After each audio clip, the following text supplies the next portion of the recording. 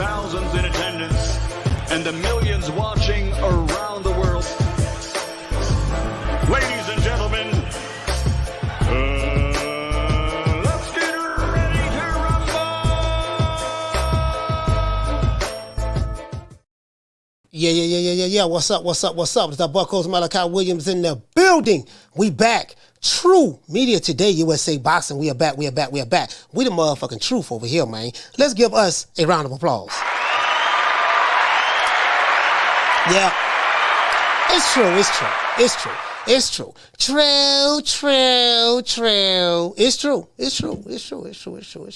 And the haters know it too. They hate it. Well, they mad at the motherfucker right now. Well, at 3 o'clock, every day at 3 o'clock, you know what they be doing? God damn, baby, what's wrong? You was just in a good mood. What time it is, baby? What time it is? It's 3 o'clock.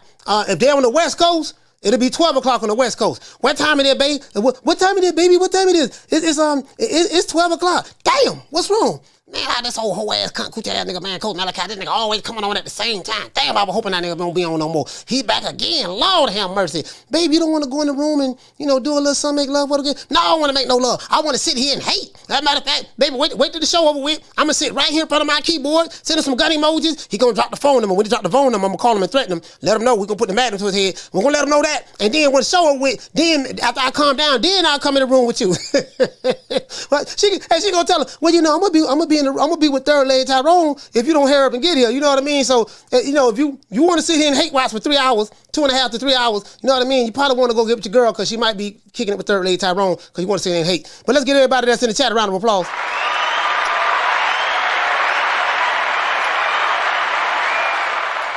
Yeah, hate watching. Y'all know what hate watching is? Motherfucker just watch y'all to hate. But motherfucker watching, arms crossed like this. Mouth balled up.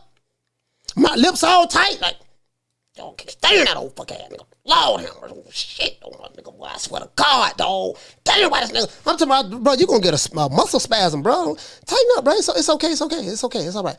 Anyway, shout out to everybody in the chat. Shout out to Gertz. Gertz, what's going on, fam? Gertz, what's going on? Yeah, Big Booty Judy, Bow-Legged Kim, Third Leg Tyrone. Yeah, man. Gotta throw my homeboy Hobo Sam and Chico Stick in there. And Poke Chop Willie. Hey, shout out to Food Revolution. Shout out to Teach. What's going on? Hey, dude said I do that with ego. All I hate watching. Hate the motherfucker so much you can't help but watch him every day though. He said, Coach, I'm gonna pull up with Jason Bowles in the PBC. True. And you know what? We did it first. And we motivate even the greats. We did it first, and we motivate even the greats. This is different. Hey, man, anyway, hey, before we get into the show, and again, as Floyd Money Mayweather would say, hey, shout out to Mickey. Mickey, what's going on, fam? As Floyd Money Mayweather would say, and I don't want to throw anybody under the bus. You know what I mean? I don't mean to throw anybody under the bus, but you guys have been putting out false information. You have been, what they say, clickbaiting. You've been clickbaiting the people. You know what I mean? And now that people are upset because of the clickbait, you know what I mean, putting out false reports. If you don't hear from me and the PBC, because we're like one big happy family, if you don't hear from me or the PBC, it's not true. You see what I'm saying? Stop believing these YouTubers and stop believing these reporters. They really don't know what's going on inside of the house because they're on the outside of the house. Once again, I talk to Al every day. He's like a second father to me. You know what I mean? He's like a second father to me. He advised me to do this. Shout out to Dr. 305. I'm going to give you some advice. Look here, man. Matter of fact, Riley, give it to him. Look, fuck you. Fuck the plane you flew in on. Fuck them shoes. Fuck the socks with the bell on it. Fuck them cheap-ass cigars. Fuck your yuck mouth teeth. Fuck your hairpiece. Fuck your chocolate. Fuck Guy Ritchie. Fuck Prince William. Fuck the Queen. This is America. My president is black and my Lambo is blue, nigga. Now get the fuck out my hotel room. And if I see you in the street, I'm slapping the shit out of you. Let's get into the show, man. Now we did get a chance to see a little bit of the press conference yesterday on live on the show yesterday. You know, the Mexican Monster. You know what I mean? The Mexican Monster. Shout out to Food Revolution. Shout out to Sean. You know what I mean? Shout out to Little Green Eyes P. Shout out to Swat Jones. Shout out to Dr. Paul Levin. Anyway, so we did see the Mexican Monster. Now, I got a problem with some of you guys, right? Some of you Mexicans out there, y'all, for some reason, rooting for Caleb Plant, and you dissing David Benavidez. Now, I ain't never seen nothing like this now. We need to get to the bottom of this. We need to get to the bottom of this. I need to find out. I have some, not all, but some Mexicans in the chat, and I've been going around Twitter, especially on Twitter. For some reason, I'm seeing a whole bunch of doggone essays talking about they going for Plant. Why they going for Plant? I'm trying to figure this out. You know what? Because y'all gonna make me go for the Mexican Monster just on GP. Because it seems like y'all hate. Y'all don't like, what's up? Why y'all don't like Plant? I mean, why y'all don't like Benavidez? You know what I mean? Come on, man. He said David Benavidez's mother not Mexican, she Ecuadorian. But his father Mexican. But his father is Mexican. Like, really, come on, man. Come on, man. Y'all, hey, you know what? I wonder, does this have anything to do with Canelo? I wonder, does this have anything to do with Canelo? How you gonna say he Ecuadorian in one half and say he not Mexican, but why you not saying he not Ecuadorian, he Mexican? You see what I'm saying? If his mother from Ecuador and his father from Mexico, like, what's the problem? Boy, y'all been Lord, boy. This sound like, boy. Hey, man, we gonna get to the bottom of this. We gonna get to the bottom of this. Question I have for you guys is this: is Caleb Plant being overlooked by the Mexican Monster David Benavidez? Because I heard David Benavidez, he got very emotional yesterday in the press conference. He got very emotional yesterday in the press conference. He did, right? Very emotional. And looked like Caleb Plant kind of got to him. Caleb Plant had one of those personalities, guys, the way he just get to you. You know what I mean? He's very sarcastic. That's what I like about him. He's sarcastic like me. He's very sarcastic. And then he looks like one of those just prim and cute white boys. But he got some hands. You know what I mean? The boy can fight. And when you look at Caleb Plant, you think he just should be one of the white boys. Yeah, white boy, you need to be bowing down. You a white boy, get in your place. And Caleb Plant like, nah, man, I ain't one of them type white boys that's gonna get in my place. I can throw hands. It's a whole bunch of people who are non-white I'll beat the brakes off of. And I think a lot of people, they feeling some type of way about that. You know what I mean? He kind of look like, what do he look like? He kind of got that John B. feel. Girl, it's all right, baby. I can see it in your eyes, girl. Like, you know what I mean? When you see Caleb Plant, he look like he just want to sing you an R&B song, but the boy can throw some hands. And I think people kind of, people feeling some type of way about that. Baby, are you still down? He kind of just, Robin Thicke. You know what I mean? He got kind of like a Robin Thicke, John B. type feel, Justin Timberlake. You know what I mean? And I think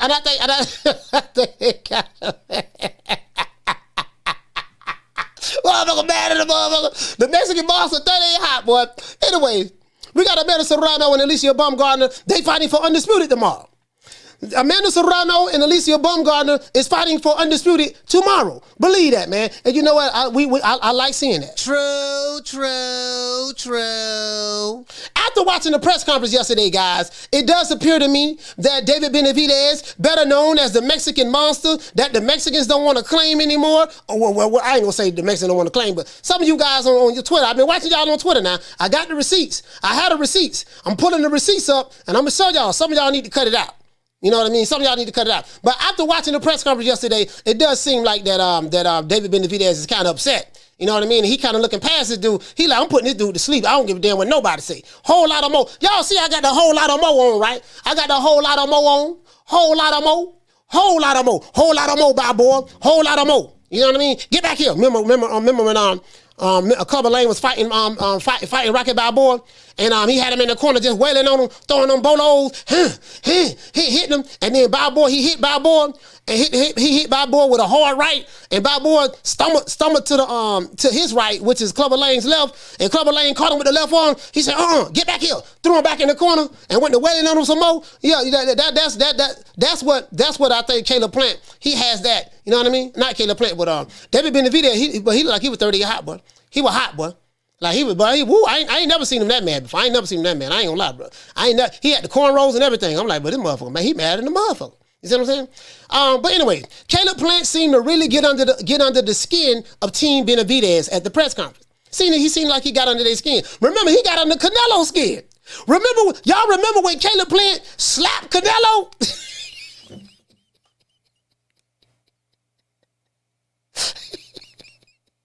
Well, that's what be 30 out on that.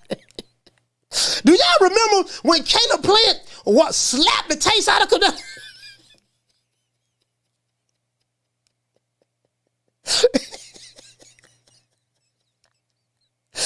Would be mad at mom. What you said? They say? What you said? Slap? Hell no! Fuck coach. Fuck him. What he said? I know he said what I thought he said.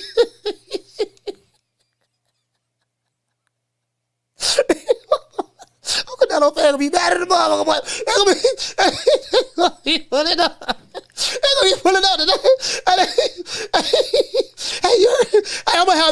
I'm gonna have every Canelo, every Hispanic fan on YouTube mad at me right now. Oh hell no! Hell, did you hear what he said? What he said? He said the white boy, the puto Caleb Plant, he slapped Canelo. Who said that? Coach Malachi, the puto from Temple, Florida, the puto from Temple, Florida. That's what he said. That's exactly what he said. I'm telling you, I got the receipts.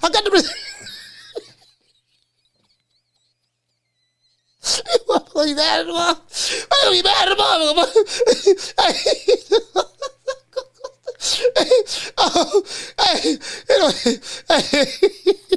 Anyway.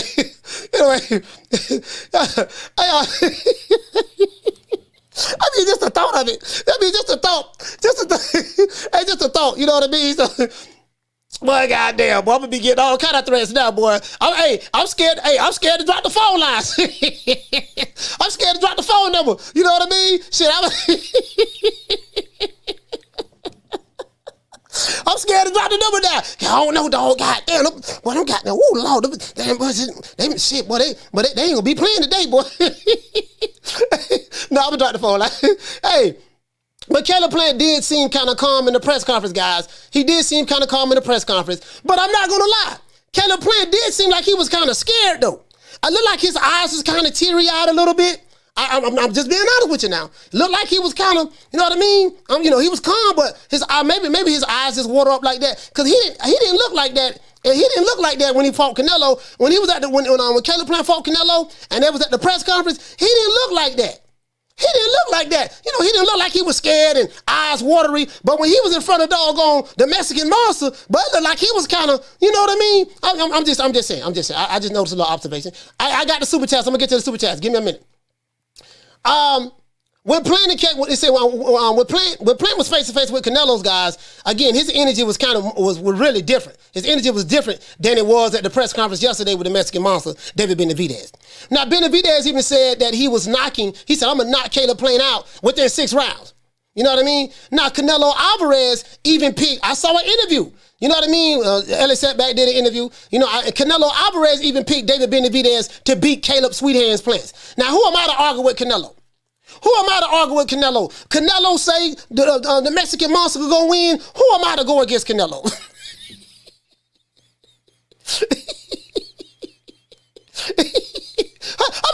I'm just saying. Who am I? You know what I mean? I ain't nobody but a content creator on YouTube. Who am I to go against Big Nello? Big Nello say the Mexican Monster gonna win. The Mexican Monster gonna win. Cause why? Cause Big Nello said that, right? Now, let's discuss this, guys, and tell me what do you think about the press conference. Now, in other news, I'm finished reading this here. In other news, Amanda Serrano and Alicia Baumgardner will be fighting tomorrow night, guys, in New York at the Hulu Theater for Undisputed. As you know, they had to weigh in already. They 2 tenderonis. One tenderoni, 34 years old. Amanda Serrano, 43-2-1 with 30 KOs. From Puerto Rico. It's kind of hard for me to speak with these Invisaligns. From Puerto Rico born. She was born on the island of Puerto Rico. You get what I'm saying? And she's calling Brooklyn her home. So she's Brooklyn right now. Brooklyn. You see what I'm saying? BK stand up. And she will headline this event at Madison Square Garden at the Hulu Theater, right? Now, she is currently the unified WBC, IBF, WBO, and IBO featherweight champion of the world. You see what I'm saying? In women's boxing. And she will face Mexico's very own, the 32-year-old WBA champion, Erica Cruz. I think her name Erica Cruz, right? Erica Cruz Hernandez. She's 15-1 with 3 KOs. Now, I ain't gonna lie now. Erica Cruz look kind of good, though. She cute. She got some dimples and everything. I said, boy, 2 tenderonis fighting each other. One 34, the other one 32. 2 tenderonis. Now you know me now. I like the tenderonis now. I like the tenderonis. Nigga be mad. But who got a problem with tenderonis? Some of these dudes is strange, dog. Some of these dudes is strange. They got a problem with pretty women. I just don't get it. I don't get it. Anyways, if Amanda Serrano can win this fight, guys, she will become the first undisputed featherweight champ of the world in women's boxing.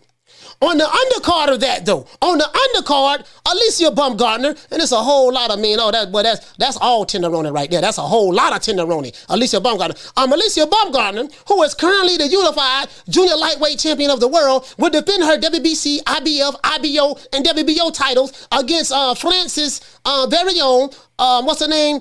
Elhim Mekhaled. I don't know how to pronounce her name. Anyway, now they're fighting for the vacant WBA strap. And this strap will be on the line. So whoever wins this fight will become undisputed. You see what I'm saying?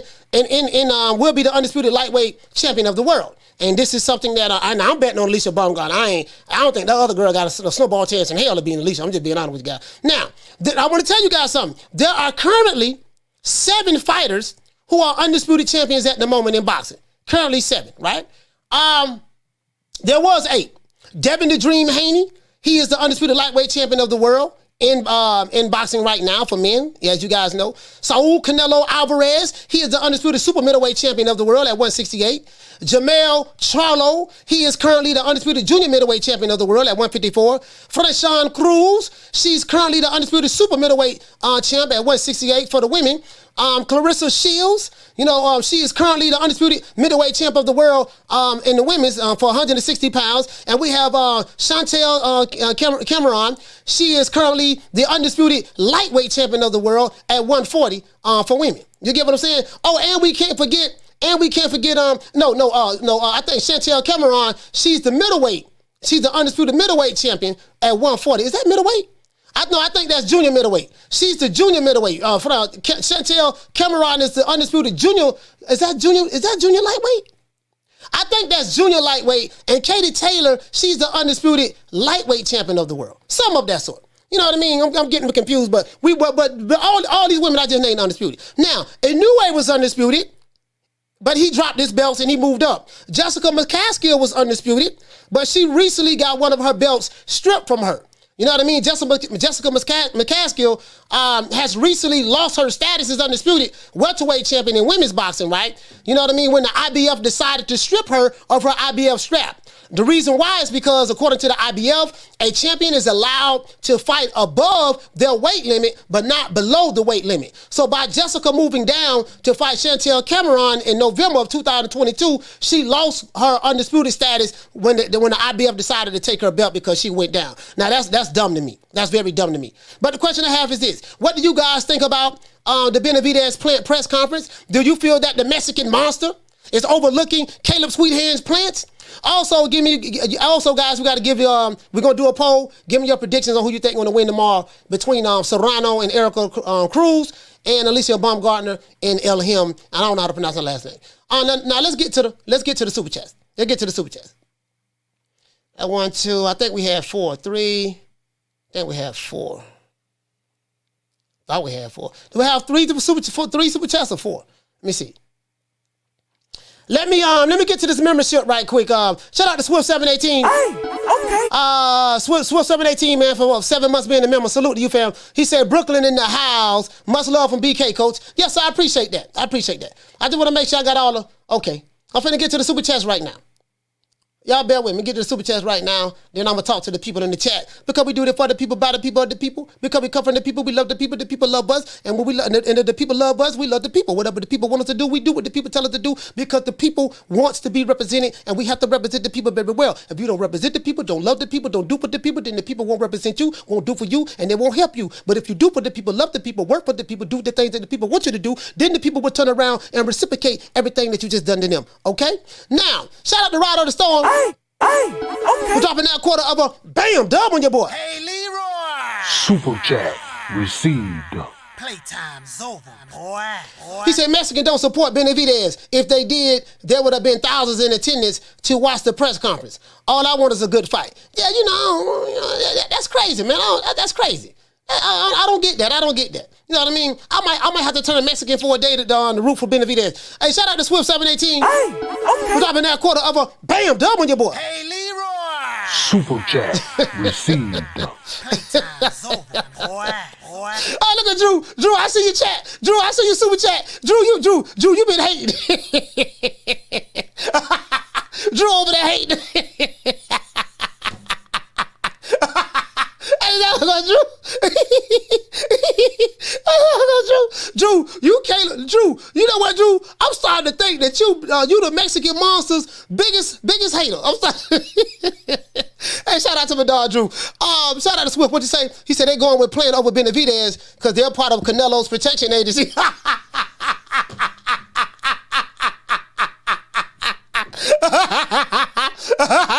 Hey, Swift.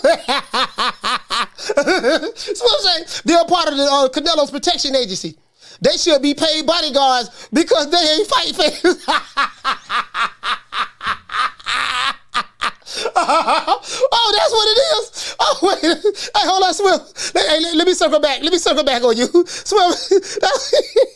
Oh, so what y'all saying? So y'all saying that the reason why they rooting for Caleb Plant is because Canelo beat him already, and that the Canelo fans fear that if the Mexican Monster were to beat Caleb Plant, that he would be in line to fight. He would be in line to fight Canelo next, and they fear that the Mexican Monster would be the one to put pause on Canelo. Oh, okay, I get what you're saying. I get what you're saying. Hey, shout out to Jabari, yo. Hey, okay. For dropping that quarter of a bam dub on your boy. Hey, Leroy. Super chat received. Yeah, man. Playtime's over, boy. Yeah, I see what's going on. Now, where my Nick sack at? Man, what I do with my Nick sack? Y'all know I don't like doing the show without my Nick sack, man.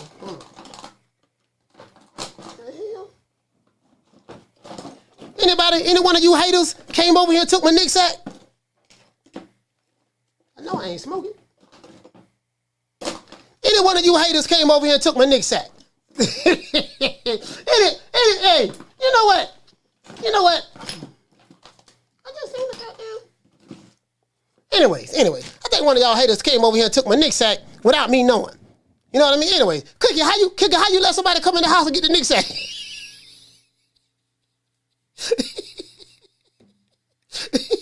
Hey, what the hell I'm feeding you for? People come and steal the Nick sack and you ain't saying nothing? Anyway, he say, Coach, remember how Caleb Plant and Anthony Durrell all in his feelings leading up to the fight too? Yeah. Yeah, I remember that. Hey, that's what I'm saying, boy. I'm like, boy, the Mexican Monster, but he look like he all in his feelings, boy. He might, boy, I don't know, man. He might be too emotionally charged. You get what I'm saying?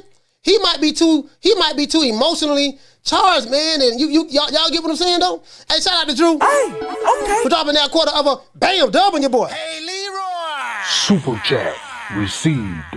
Playtime's over, boy. Well, that's a whole lot of hate. Hey, Drew say none of the millions of Mexicans living in LA like me showed up to support the Ecuadorians. He said we got Caleb Plant. That's so fucking hate. Boy, Drew, boy, you's a dirty sapsucker, boy.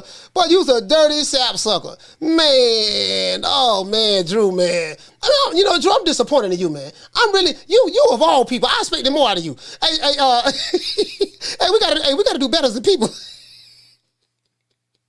Shout out to Lisa Bales. We gotta do better as a people. We gotta do better as a people, man. Man, where the fuck is my Nick sack at, though? I ain't trying to, get off the topic, but where the hell? What the fuck? God damn, let me see. Oh, here it goes. God damn. Man, I'm so goddamn hot. It's right here in the bag. The Nick sack, it will blend it in. It's right here. I got it right here. God damn, boy. Y'all know, y'all already know what time it is. The stickiest of the icky. You want to smoke with the old boy Rick James? It was right there in the bag all along. Blending in. Hey, shout out to Jim 82. The stickiest of the icky. You want to smoke with the old boy Rick James? Hey, okay. For dropping that $7.99. Bam! Super chat on your boy. Hey, Leroy. Super chat received. Playtime's over, boy. Hey, salute to you, fam. Hey, he say, he say cookie smoking good.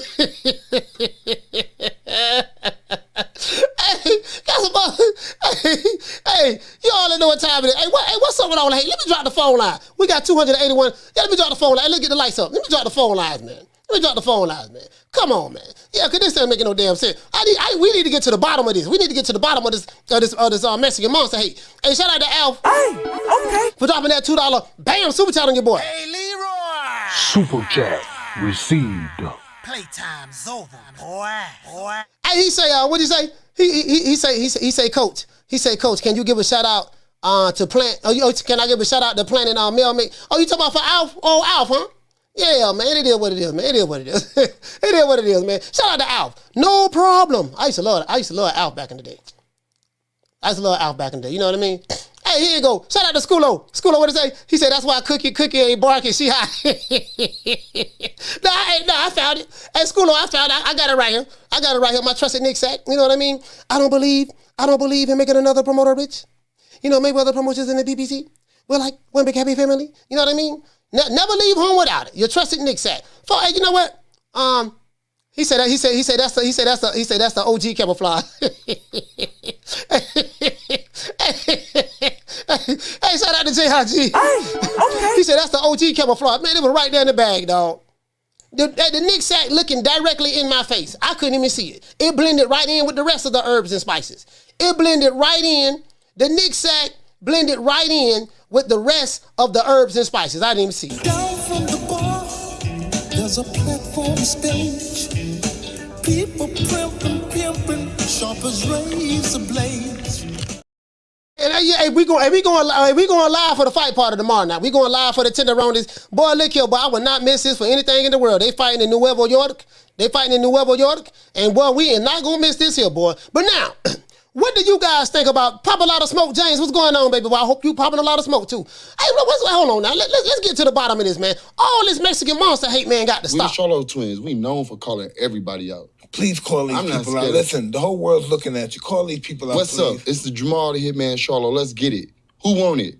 Name them names, man. They know who they is. Name them names, please. The names need to be named. They know who they is. The Mexican Monster. Mexican Monster. Hello. Shout out to my sister Bless 365. Let's give Bless a round of applause.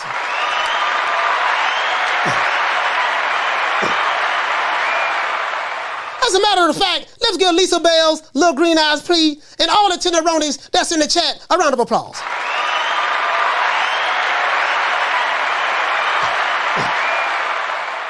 I ain't giving no dudes in the chat a round of applause. Y'all don't deserve it. I ain't giving no dudes in the chat a round of applause. You must be a Tenderoni in order to get a round of applause. True. You know what? Today is Tenderoni Fridays.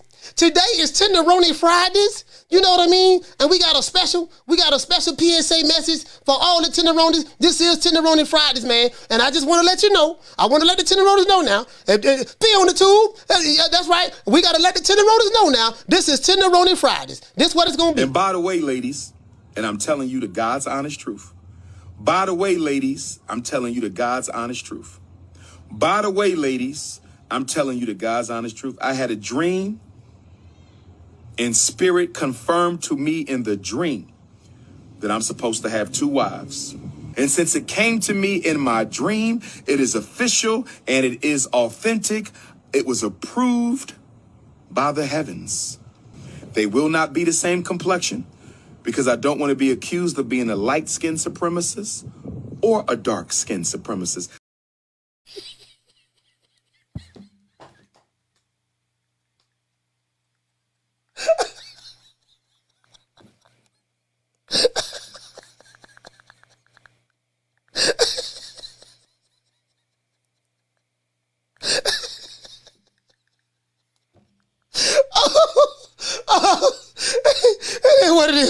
It ain't what it is, man. There's some phone lines open, man. 530-494-9636. 530-494-9636. Now listen, we don't do no threats on Friday. Y'all got over here crying. We don't do no threats on Fridays. Anybody want to call to threaten me? Say the threats till Monday. Monday through Thursday, you can threaten me. On Fridays, we just like to feel good and, people get paid on Fridays and, we smoke a little green. We feeling good right now. So don't threaten me today. Save your threats Monday through Thursday, my office hours. Anybody want to threaten me? My office hours are from...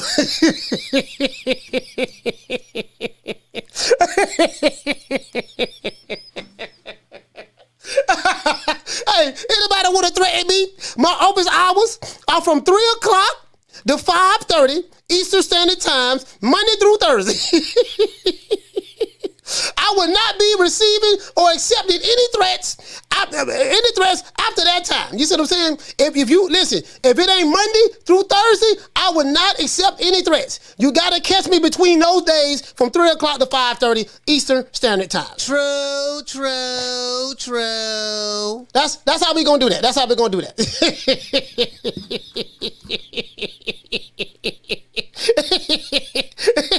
Hey, it is what it is, man. It is what it is. Hey, check it out. Hey, shout out to Bruce Gas in the building. Bruce, what's up? So, I'm not gonna lie, dog. This doggone, man. Okay, Canelo picked David Benavidez. I saw that interview today, right? And, the thing is, they say that David Benavidez is a flat-footed fighter. He doesn't throw punch. He does throw punches and bunches. Caleb Plant, footwork is just gonna be too good for him. He just gonna box around him, box circles around him. You know what I mean? I don't know, man. Hey, you know what? I'm kind of torn right now. I gotta wait till we get closer to the fight. I will say this though. David Benavidez seemed like he was just a little too angry, and he can't come into the ring fighting Caleb Plant like that. If he come into the ring fighting Caleb Plant all angry and mad, and he's not gonna win that fight. Hey, shout out to Doug Right Side. Doug, what's going on, fam? Doug Right Side. Hey, he can't. Matter of fact, I'll be coming your way. Doug Right Side, you in Omaha, right? You in Omaha, right? He can't come in the ring. He can't come in the ring like that. He can't come in the ring like that, man. That's all I'm saying. He cannot come in the ring like that, bro. I'm telling you. We need 70 more likes. 70 more likes. Yeah, we need 70 more likes. Hey, look, he can't come into the ring like that, bro. I'm telling you, bro. If he come into the ring like that, he say, oh, you in Georgia? Okay. Hey, he cannot come into the ring like that. If he comes to the ring against Caleb Plant, angry, mad, because there's a lot different dynamics going on. These two fighters really hate each other. But David Benavidez wears it on his sleeve.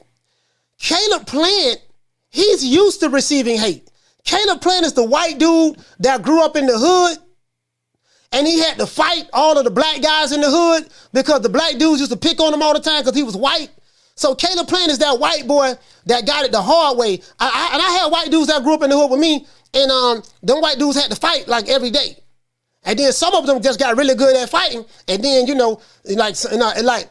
couldn't get a one-on-one because some white dudes that can fight, when they whooping up one brother, the other dude want to jump in, and everybody else want to jump in it because the other guy can't hold his own. So Caleb Plant is that white guy who grew up in the mean trailer parks of Ashland, Tennessee. I think he grew up in Ashland, Tennessee. The mean trailer parks of Ashland, Tennessee. He was dirt poor, didn't have anything, and he had to fight all his life. He had to fight those other black dudes, and he couldn't date. And if he tried to date a black girl, he tried to date a black girl, dudes want to jump on you, stuff like that. Cause I know that's how they did it when I was growing up. So my thing is, he came up the hard way. So a lot of people look at Caleb Plant and just think, oh, they just old soft white boy. No, man. It ain't like that.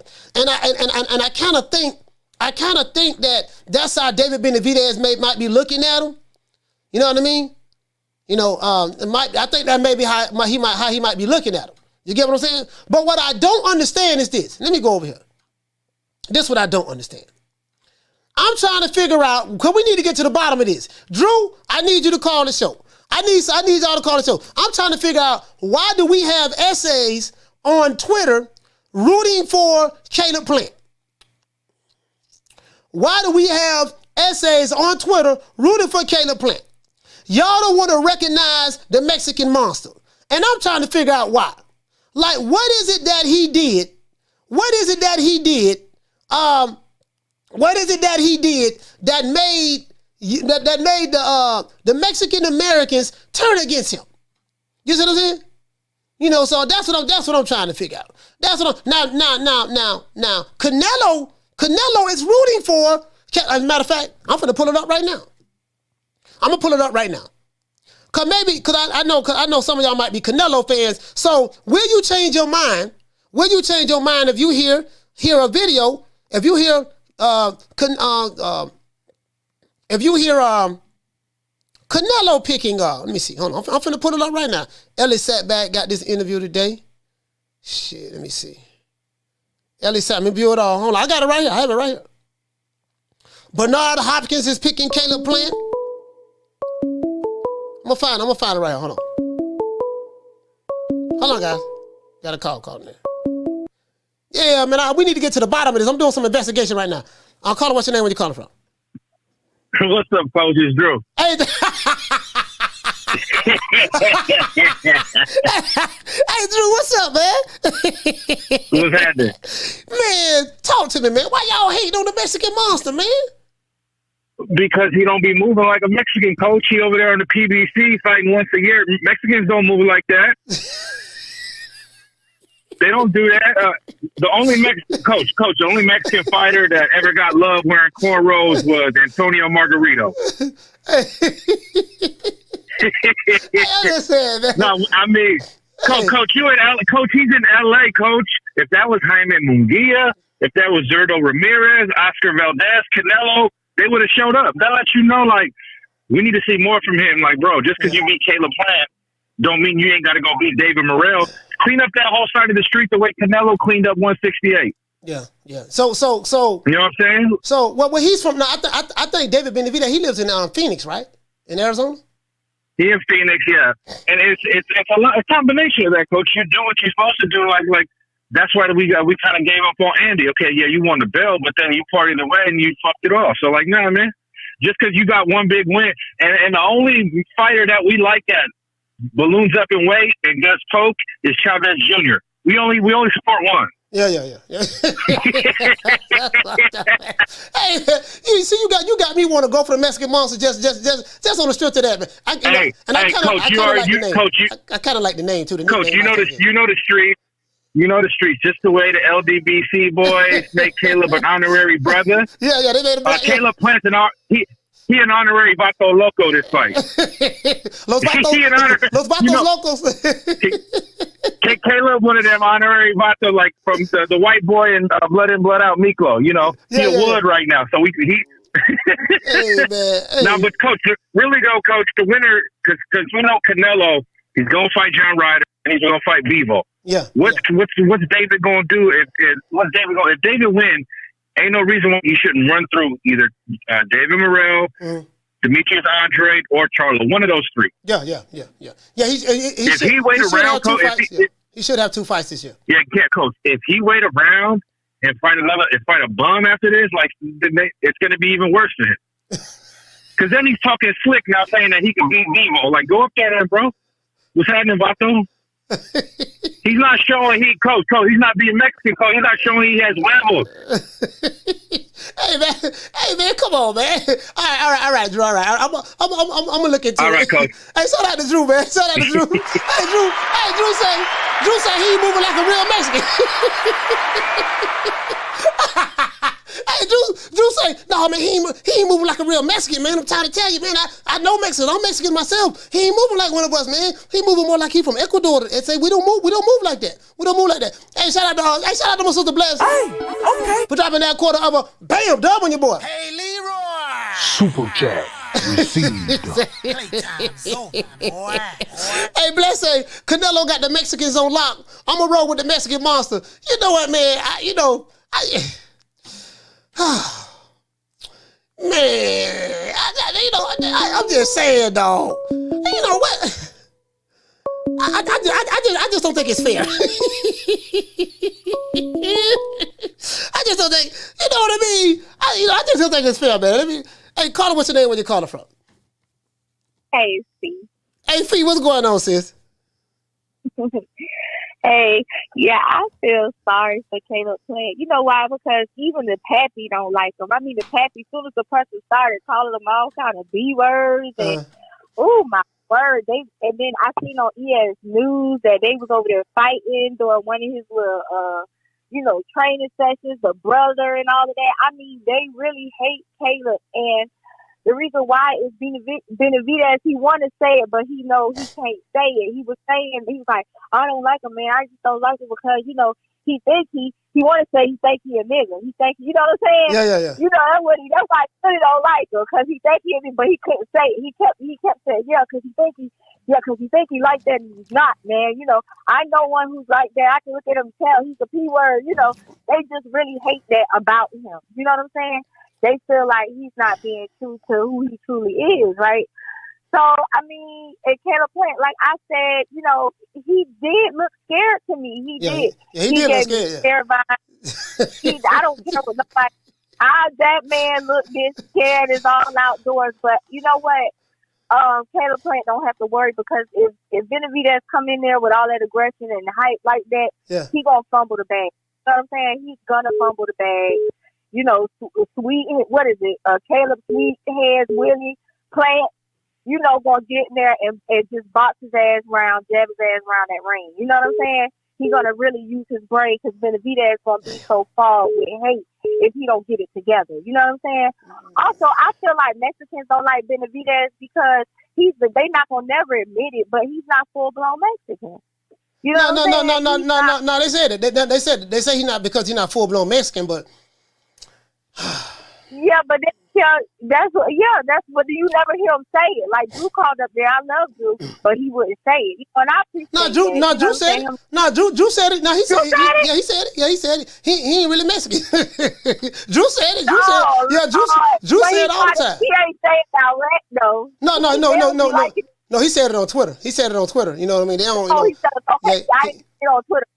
He didn't say it, but that's why they don't like him, because he's not full-blooded. And I also feel like that's a chip that Benavidez have on his shoulder. Him and his happy because they don't have the Mexican community behind them. But sometimes you use that as a driving force, and you don't use it for such anger and hate, because, they angry over there, baby. I almost felt like, did he shoot a little something today? Yeah. Like, because what was all that out? Like, he was hyped. That gave me, like, little vibes. Like, I know how people act when they be on their shit, so I don't know, but like you say, I got Benavidez winning, but as hype as he is and angry as he is, Caleb Plant gonna outsmart his ass in that ring, because he got something to prove. You know what I'm saying? So that's all I wanted to say. All right, shout out to Fiona too. Salute, sis.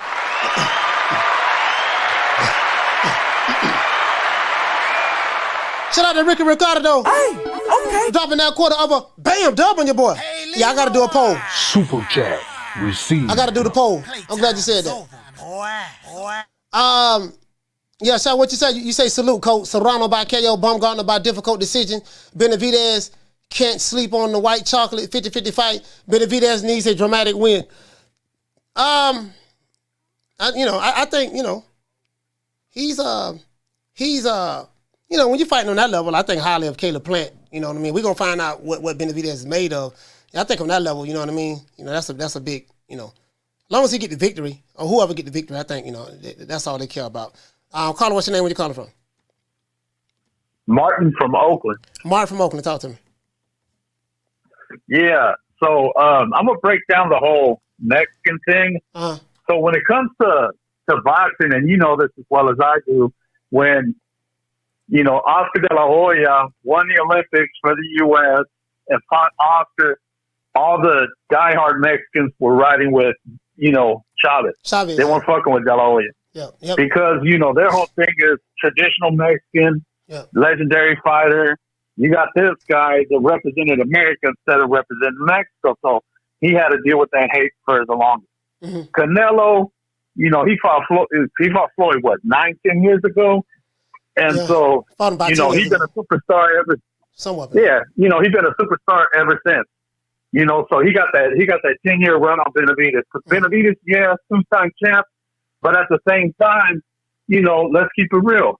Mexicans are diehard fans, but they're more casual than anything when it comes to, oh, I'll support this guy, but I won't support that guy because I don't know who the hell he is. Mm-hmm. So the thing with Benavidez, he's got one strike against him because he's an American. Let's face facts. Yeah. Him, Mikey Garcia, Andy Ruiz, they're all viewed as Americans. Yeah, they represent Mexico, but everybody expects to hold them to like a higher standard. That's why Andy turned off a bunch of people when he showed up, overweight. Like, dude, you had the golden ticket and you blew it. Mm-hmm. So that turned off a lot of fans to him. As far as, Benavidez, I mean, me personally, I'm rocking with him. That's my favorite fighter over there on that side, and I don't know, like a lot of these people, it just don't make no sense why you would choose Plant over him because that was one of Canelo's old foes, so as far as why they weren't all these Mexicans over there at the press conference or whatever, most of them cats don't even know Benavidez. Let's keep it real. What has he done to garner, that kind of celebrity status? Yeah, he won a belt. Who'd he beat? You know what I mean? Mm-hmm. I mean, I got to think long and hard to think about who he beat. Who he beat Darrell for one of the belts one of the times. And the other one, I can't honestly remember who the hell it was. And I'm a fan of the guy. But what did Caleb Plant do? What did Caleb Plant do to garner the love that he's getting? Who he beat? That I think that's just some sucker shit, Coach. I think that's just some, because you acknowledge your mother's heritage, you from Ecuador, we ain't going to fully embrace it, so we're going to hate on you and root for the other guy.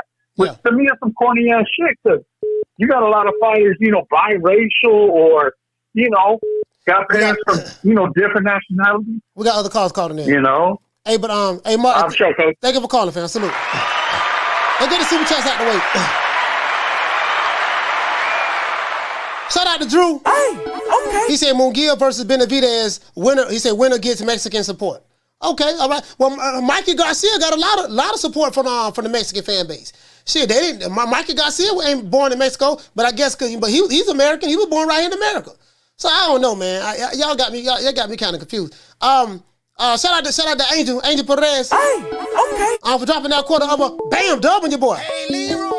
Super chat received. Playtime's over, boy. What'd you say? He say monster with the Charlie horse probably. He say Caleb Caleb is representative of the sweet science. He said he's representative of the sweet science. And hold on. Caleb is representative of the sweet science. How many times Floyd had to show us? He say punch with zero footwork be useless. Okay. All right. Caller, what's your name? Where you calling from? What's going on, man? It's Craig from Atlanta. Craig from Atlanta, talk to me. What's going on, man? And I think Caleb Plant scared, man. I think they like Caleb Plant because they don't want David Benavidez to get Canelo. Mm-hmm. That's the only reason that makes sense. Because it don't make sense. You the second person I heard say that. I ain't gonna lie. Look, bro. Okay. Like if it wasn't boxing, and you seen David Benavidez how they was at that press conference, if it wasn't boxing, who you think's gonna win that fight? Yeah. Bro, that damn scared. Cause look, he acting like somebody who threw a stone and try to hide his hand. Cause they supposed to both be decent, but he acting like David Benavidez got a problem with him, and he ain't got no problem with David Benavidez. He's trying to set you up so that when he get his ass knocked out, you feel bad for him because he's a good guy. Yeah. But I believe he be talking hella shit. Yeah. He be talking shit because ain't nobody finna be that mad for no reason. We ain't never seen David Benavidez act like that. Nah, never. I ain't never seen that like that. But not only that, Caleb Plant, when he fought Canelo at the press conference, he talked a whole lot of his energy was totally different when it was Canelo. I'm from the hood. Yeah. Bro, listen, man, I'm from the hood. I know white boys like that. Yeah. They gonna pop. They be the loudest one. Yeah. But I ain't trying to hear that he got mature shit. He ain't mature. He ain't grow up that fast. He did that was just the other day. He was just fought Darrell. He was popping shit. Talking cash shit, yeah. He be popping shit on the internet. Yeah. He be popping shit on the internet. But when they came face to face, he had his hands in his pocket coat. Literally. Literally. You see what I'm saying? Oh, you say he shook? You think he shook? And I ain't never called in. I ain't never called in to none of these soldier folks. But I had to put my 2 cents on this one because I know what I'm looking at. If Caleb Plant win, I'd be surprised. And if he do, it's because he ran, and the judges, but it's a higher power that's trying to push him forward. Cause there ain't no fucking way that motherfucker not scared. Craig. Hey, Craig, thank you for calling in, bro. ATL in the house, man. Salute, bro. Craig, that motherfucker shook. Hey, Craig say he shook. He say he shaking like booty meat over there, huh? He shaking like booty meat. Hey, Keena, what my dog? Where Keena at? Where the hell is Keena? Where's Keena? Hey, Keena. Oh, here go Keena. I thought I saw him. Hey, Lisa. Anyway, Lisa. Is there some validity to what Craig just said? That the reason why some of the Mexican fans who, I tell you what, if we do a survey, Caleb Plant was scared. I know what I saw. He looked like he was scared, like he had tears in his eyes. Hey, shout out to Lou Peterson. That doesn't mean that he's going to lose. But if I was to do a survey of all of the Mexican fans who don't like David Benavidez, what percentage of them would you say are fans of Canelo Alvarez? I'm just asking a question.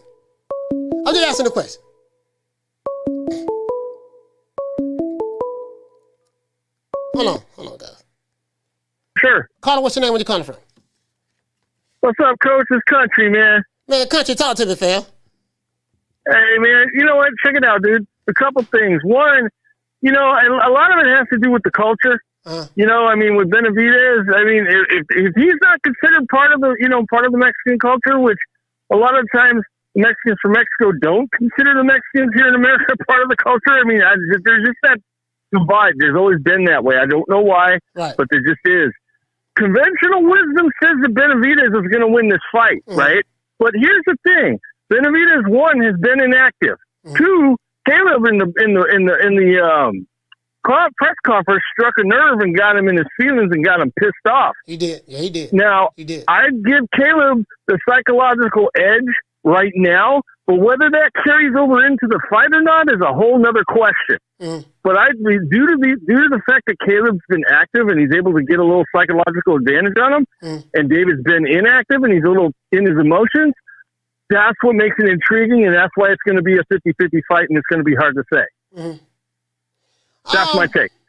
Okay. All right, Country, man. Thank you for calling in, fam. Salute, fam. Hey, all right, bro. You know what?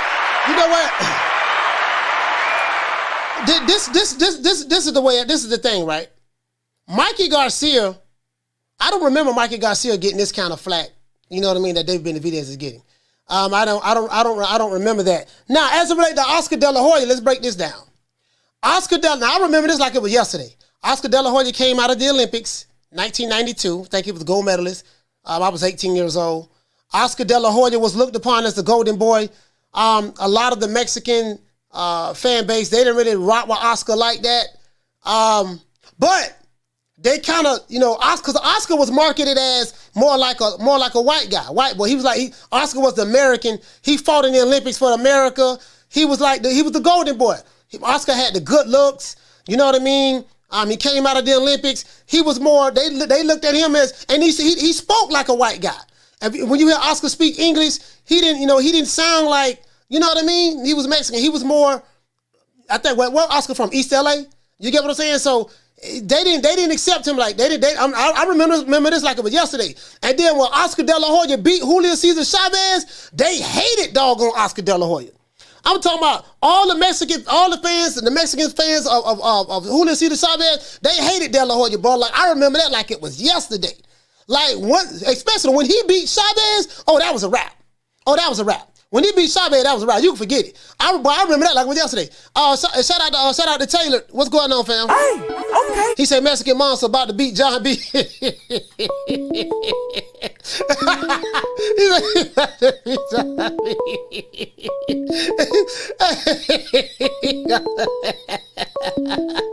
Hey man. Hey, man. It is what it is, man. Hey, caller, what's your name? Where you calling from?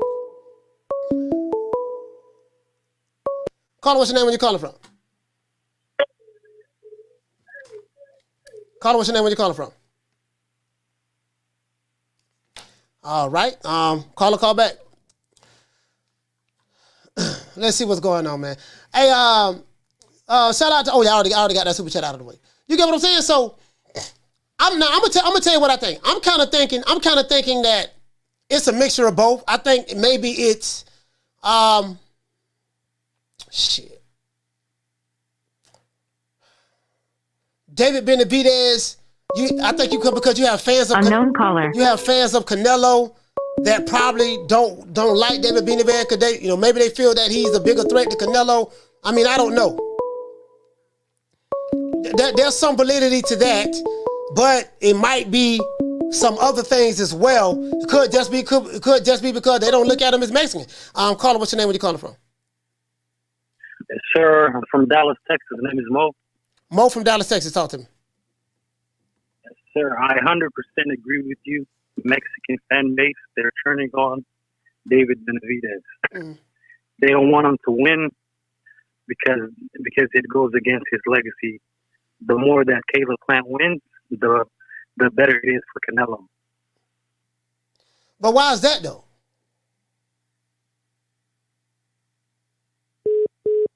All right, caller Mo from Dallas, Texas. He hung up, man. Salute, fam.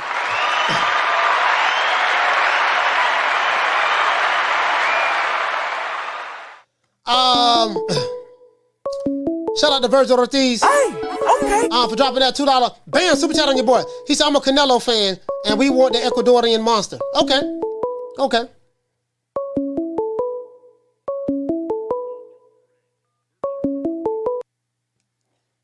Caller, what's your name? Where you calling from? What's going on, Coach? It's Angel from the DMV. Angel from the DMV. Talk to me. Yo, so, I mean, my perspective on this is that we never really seen Benavidez tested to the point where we seen Caleb Plant. Like, he came up short, but he laid it all out, Like, so I feel like he earned a lot of respect. And Benavidez ain't there all the way, and when everybody was claiming, oh yeah, you Mexican and all this stuff, he's like, I ain't, you know what I'm saying? He's not even really claiming. So, I feel like that's kind of, straying away from him a little bit. Okay. And my prediction with the fight, I mean, I feel like the Sweet Science is going to win. So, and that being said, I'll say Plant. Because the monster got the hands, and ain't no question about his capabilities, but his footwork ain't there, And Canelo had a hard time catching up to Plant with them feet, the first 1 through 7. So, as long as Plant's cardio and his core is intact, there ain't no stopping him from outboxing Benavidez. But Benavidez's pressure is something else. But I feel like he dealt with that with Canelo before. So, we just got to see how he makes that adjustment. Yeah, that's what makes this thing so intriguing to me because David Benavidez is a pressure fighter. He throws a lot of punches, but David Benavidez hasn't been in the ring with someone that has the footwork of a Caleb Plant. And that's what intrigues me. Regardless of who you're rooting for. Canelo. I mean, David Plant got beat. I mean, Caleb Plant got knocked out by Canelo, but styles make fights. Canelo and David Benavidez have two different styles. And, I mean, again, I don't know. To me, this is a 50-50 fight. I'm really, really intrigued to watch this fight because, this is the fight I feel that boxing needs. This is one of those fights. It's a non-title fight, but, interim fight up for grabs, I guess. But, and it has a lot on the line. The one whoever wins this fight will become the WBC mandatory to fight Canelo. So, Right. It actually got another point to make. So, on Plant and what we've seen in the press conference, like, let's be real. Plant has kept the same energy across the board that if you, violate those rules as a fighter, like you come up with weight, he's going to call you out. If you're doing drugs, he's going to call you out. Because he's one of those boxers he stands 10 toes on what he talks about. Mm-hmm. So if he takes the game serious and he's not playing dumb games, you best believe he's gonna call you out if you're not at the same level as him. Mm-hmm. So I wouldn't take it to the, at the end of the day, it's not talking shit, it's talking facts. Right. Like I fuck with, I like Canelo, but at the same time, all the stuff he was throwing at him, you know what I'm saying? He did have points to make, and on those points, I ain't gonna talk about it. Mm-hmm. But you're not gonna sit here and try to treat Plant like he's making up information and stuff like that. At the end of the day, he got to fight with the dude. Mm-hmm. He already broke his armor because the dude's over here reacting like a child. Like this dude's over here screaming in the press conferences, not even letting the dude speak, like being mad unprofessional. Yeah. So I feel like Benavidez needs to take like a media class or something and figure out how to communicate, in front of people, because he literally, he showed that this dude is under his skin, and I didn't like to see that, just because, I know what that means now, and the mind games are starting, and so, it's a slippery slope after here, Well, yeah, man. I salute Angel, man, from the DMV. Salute, fam. Thank you for calling in. Hey, you know what though? It's something that he said, right? Shout out to Drew. Hey, okay. He said, I'm a Mexican for Bivol. Shit, I've seen that ain't shit. What Caleb Plant, what David Benavidez did is nothing. I seen way worse than that. Hey, shout out to Shadow Go, salute, fam. What David Benavidez did was nothing. Wait, y'all ain't seen no press conferences with Mike Tyson at the press conference. Y'all ain't seen no press conference with James Lights Out Tony, Bernard Hopkins. Man, that ain't nothing. I mean, that ain't nothing, bro. Like what David Benavidez did ain't nothing. Y'all ain't seen no none of them old school press conferences, bro. I'm like, man, shit. Hey, go pull up a press conference from doggone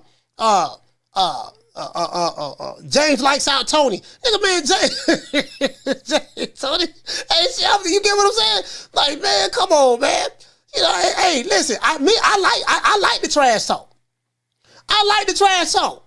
I like that. You know what I mean? I don't see. It's a press conference. You know what I mean? Like if you don't like the dude, you don't like the dude. It is what it is. Hey, shout out to Shadow Goes, man. Salute, fam. Yeah, you get what I'm saying? Yeah, that's how I look at it. Shit, Now, I will say this. Now, I do agree with the brother. Caleb Plant did get under David Benavidez's skin. He got under his skin, and he wore it on his sleeve at the press conference. He did, and Caleb Plant did it in a very, very nice, gentle way. You get what I'm saying? And I don't want to judge what this fight is going to be like based on a press conference. Because that doesn't mean that either guy's going to win the fight because of the press conference. But he did get under his skin, and Caleb Plant did look like he was kind of scared to me. I ain't gonna lie, he did look like he was kind of scared. That's from my observation, but that doesn't mean anything in the ring. Caller, what's your name when you calling from? This Big Bay Cornell calling from New York City. What's your name is? Big Bay, or you call me Big. Okay, Big from New York. Talk to me. I think this 24-foot ring is going to play in the favor of Caleb Plant. He asked for a bigger ring, which is unusual, so he could run around a little more. Yeah. So he might push the distance, and I could see it going decision. 12 rounds. Benavidez might not be able to catch him and put the pressure on him good enough. He might have to deal with Caleb Plant running around the ring for 12 rounds and outboxing him. Yeah. But if Benavidez catch him, starts to put the pressure on him, then he could get him out of there. But I don't know. And I don't know, like, when does this ever happen? When has we ever seen somebody order a bigger ring or request a bigger ring? I mean, it is what it is. Fighters who are the A side, they use A side tactics. I want this ring to be this size. I want you to wear this type of gloves, this, that, yada, yada, yada. So, Caleb Plant, apparently he's the A side in this fight, even though David Benavidez has the WBC interim belt, but Caleb Plant is an A side, and he requested to have a bigger ring. We do know why he want a bigger ring. He's going to be on the back foot. He wants to box. He's going to want to keep the fight in the center of the ring a little. And then when he needs to get up out of there, he want to stick and move, stuff like that. and utilize every square inch of the ring, it's going to be up to Benavidez to figure out how he can, cut the ring off and force the fight. We'll see how that works out. But I mean, that's why he did it. We know what he's gonna do. He's gonna get on the back foot. No doubt, Coach. I appreciate you for taking my call. Yes, sir. But do you think that this big ring, this extra feet, extra square foot in the ring matters? Do you think more this going to be down the line a tactic that other fighters might use? It depends. Well, other fighters, the only way fighters can dictate what the ring is going to be like, it depends on what their status is, in boxing. So apparently, Caleb Plant, his status is higher, or perceived to be higher than David Benavidez because he fought Canelo. He fought the creme de la creme of the division, Canelo, so he get a chance to dictate more terms and hey, I'm a bigger draw. I fought on pay-per-view before. I fought on a bigger stage. So just that alone, and David Benavidez has to is trying to get to that spot. He's trying to get that spotlight, and so I'll say this. Other fighters who are in that position will request a bigger ring if depending on if they are boxers like a Caleb Plant. They will request that in order to help them out in the ring. But it also can backfire for a fighter as well. You can have a bigger ring, but if you're on the back foot a lot, you can eventually get tired. If you get tired and wear out, you know what I mean? That's another thing too. I've seen that happen as well. Hey, but Big, thank you for calling from New York, man. Salute, fam. Shout out to New York. Salute, fam. Yeah, man. So, I mean, that can backfire as well. That can backfire as well. Caleb Plant, David Benavidez is going to really have to know how to cut that ring off. And because he can pretty much get pop shot all night. Because, Caleb Plant, he on that back foot. Caleb Plant. Now, I'm going to tell you what's going to be the key to this fight. The jab. The jab is going to be the key to this fight. The jab is going to be the key to this fight. You know what I mean? So, the jab is going to be the key to this fight to me. You see what I'm saying? That's how I see it. The jab from both men. David Benavidez is really going to have to really establish a jab in order to, and he's going to have to jab to the body as well. Caleb Plant is going to look to counter him. Pretty sure it will. Carter, what's your name? Where you calling from? Hey, Coach. This is Manny from Maryland. Manny from Maryland. Talk to me. Yeah, so I just wanted to chime in on the Benavidez kind of hate, I guess. Mm-hmm. I feel like the hate is not because as a Canelo fan or Canelo fans don't want him to fight Canelo. I feel like it has a lot more to do with his dad. He talks a lot of shit. Yeah. And I forgot all about that. I don't know. And he was doing a lot of interviews in Spanish, and I was hearing like all the shit that he was saying about Canelo. And Canelo got fed up with it. And he was, I don't know if you remember when they asked him like, "Oh, why won't you fight fellow Mexicans or Benavidez, East Ecuadorian and so forth?" And he was pretty much saying like he got tired of his dad mainly like talking a lot of shit when David hasn't really done anything. Mm-hmm. He hasn't really proven himself, and this is basically going to be his first fight where he's going to prove himself. And Plant has already proven himself. He got knocked out by Canelo, but he put up a pretty good performance. So. Yeah. I feel like that's where he's coming from Benavidez, that his dad just talks a lot of shit. Yeah. And they haven't really done anything to back it up. So. You know what? You made a valid point. His father is the one that's turning people against David Benavidez. His father, it's kind of like his father is very similar to he's very similar to T. Diddy. Dad. T.O. Dad. He's very similar to T. Diddy. T.O.'s dad. Like you want to like Teofimo, but his dad makes you not like him. Hey, shout out to G Funky. G Funky, what's going on, fam? His dad makes you not like him because when you hear them talk, everybody is trash. My son is the best fighter in the history of boxing. This and that, and these boxing dads do that, and that can kind of backfire. You put too much pressure on your son. He's trying to live up to that hype, and then he don't live up to it when it comes time to step up on the big stage. And so all of these boxing dads are like that. There's not a fighter out there that has a boxing dad that's in their life where the fighters are good. Or if you listen to every last boxing dad, all of them talk the same way. Every last one of them. They gonna say the other fighter garbage. My son, the greatest fighter in the history of boxing. The other fighter decking my son. He don't want to do this. He don't want to do that. If you talk to T.O. Dad, he gonna say the same thing. If you talk to Bill Haney, he gonna say the same thing. If you talk to Bozy Ennis, he gonna say the same thing. Just any Benavidez dad, any boxing dad in boxing, all of them sound the same. All of them sound the same for the most part. The ones who are active in their son's life. But listen, hey, shout out to Manny from Maryland. Salute, fam. Shout out to Manny. Thank you, Coach. All of them sound the same. All of them I'm saying to me. I'm saying to me, all of them sound the same. All of them, hey, Tyson Fury dad, same thing. All of them sound the same. Every last one of them. Shout out to Jugs. Hey, okay. For dropping that quarter of a bam dub on your boy. Hey, Leroy. Super chat received. Playtime's over, boy. Yeah, man, shout out to Jug. What to say, family? He said, I agree with the caller. I can't stand when the boss's father started talking. Shut that soft ass shit up. And the best man Shut to that win. that's some soft ass shit. Shut that soft ass shit up. All that soft talking. I know you can do it, man. You got the, man, shut that soft ass shit up. Shout out to Annalise. She said the boxing dads are funny. Yeah, the boxing dads are funny. You know what I mean? Well, you know what? Let me see. It may be a couple that's not like that. It may be a couple of the boxing dads that's not like that. Shout out to G Funky. But for the most part, I'm talking about the ones who be all in the videos. You know the dads that like to be all in the videos, singing, dancing. You know, they love the camera. Caller, what's your name? Where you calling from? What up, Coach? This is Hot Rod again, man. Hot Rod, talk to me, fam. Hey, man, I got a theory, man.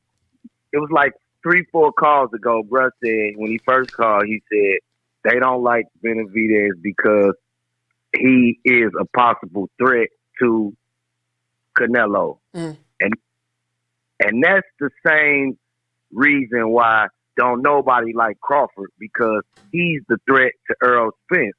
So I kind of think that's one of the, you know, maybe not everybody, but they got a little sting to it, bro. What you think? I mean, when you put it in that context. Yeah. I mean, there's some validity to that. That is some validity to that because, you know, some fans, they, you know, and some fans, they don't want to see their fighters get in the ring with competition that they think is maybe a threat to their fighter.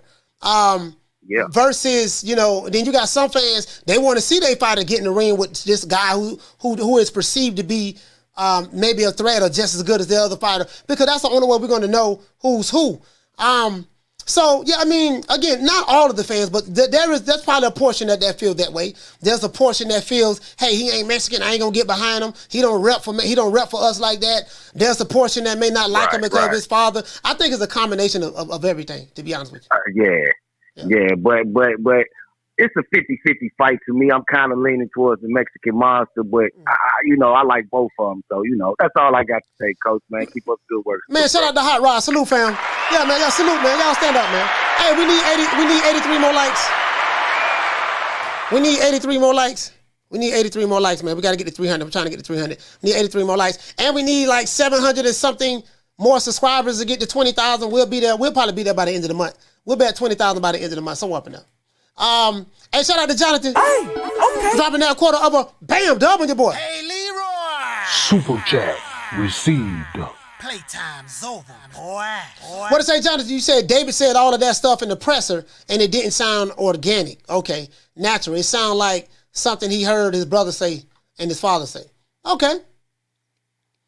All right, you know what I mean? So, yeah, I mean, I get what you're saying. I get what you're saying. Hold on. Yeah, I get what you're saying. I get what you're saying. I see what you're saying. I see what you're saying because you kind of feel like, man, that you kind of feel like that David Benavidez.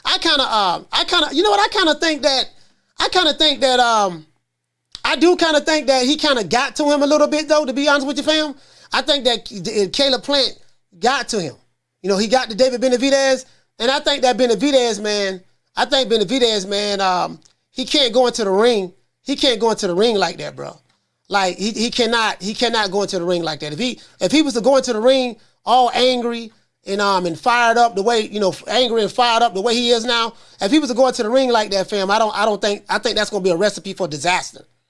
He's going to have to get control of his emotions. Now, of course, this is just a press conference. Now, I'm not tripping that they was going off on the press conference. I like to see dudes snap at the press conference. I want to see tables flip. You know what I mean? I remember what the dude named Mayorga. Y'all remember when Mayorga and Shane Mosley at that press conference? Man, Mayorga was smoking a cigarette, blowing smoke in Sugar Shane Mosley's face. Sugar Shane slapped the cigarette out of his mouth. And Mayorga slapped Sugar Shane's wife on the ass. Y'all remember that? The ultimate disrespect. Bruh.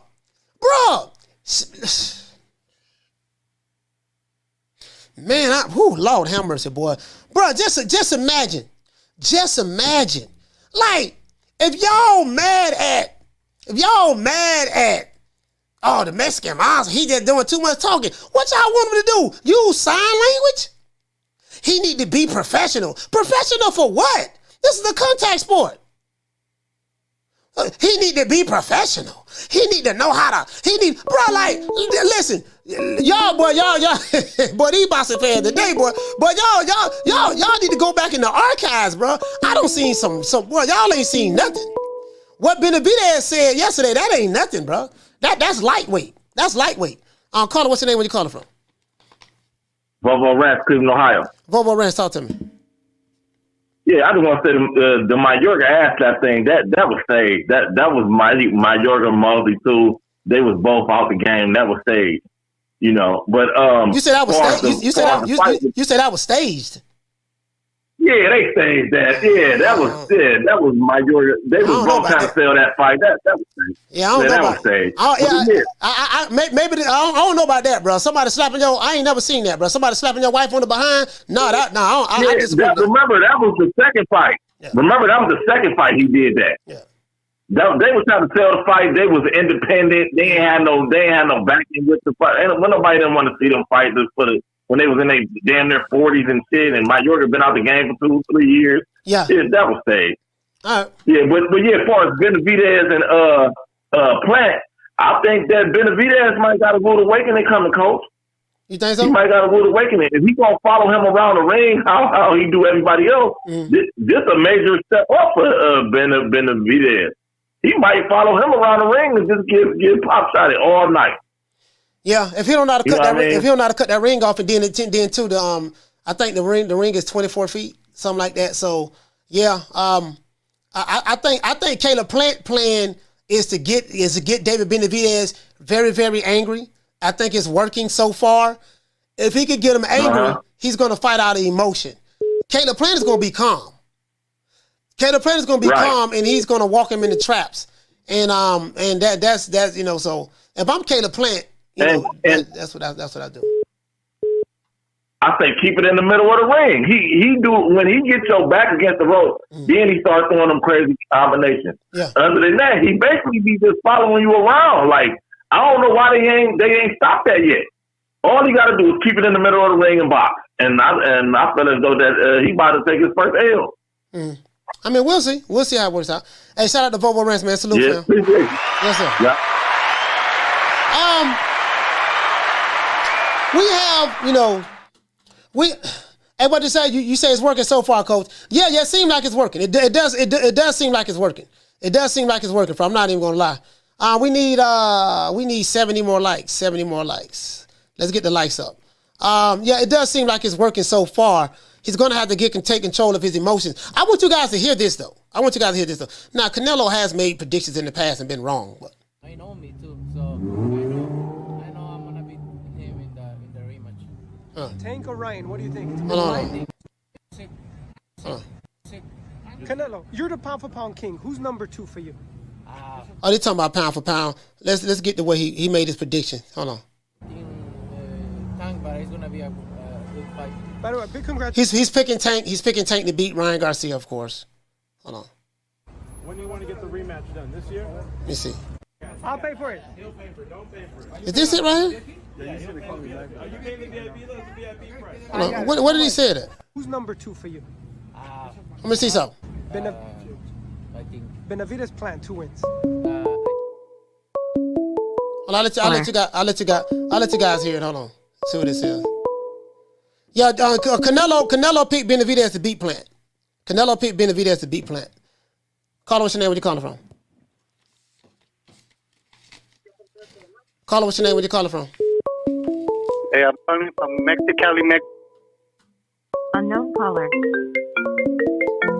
All right, he hung the phone up.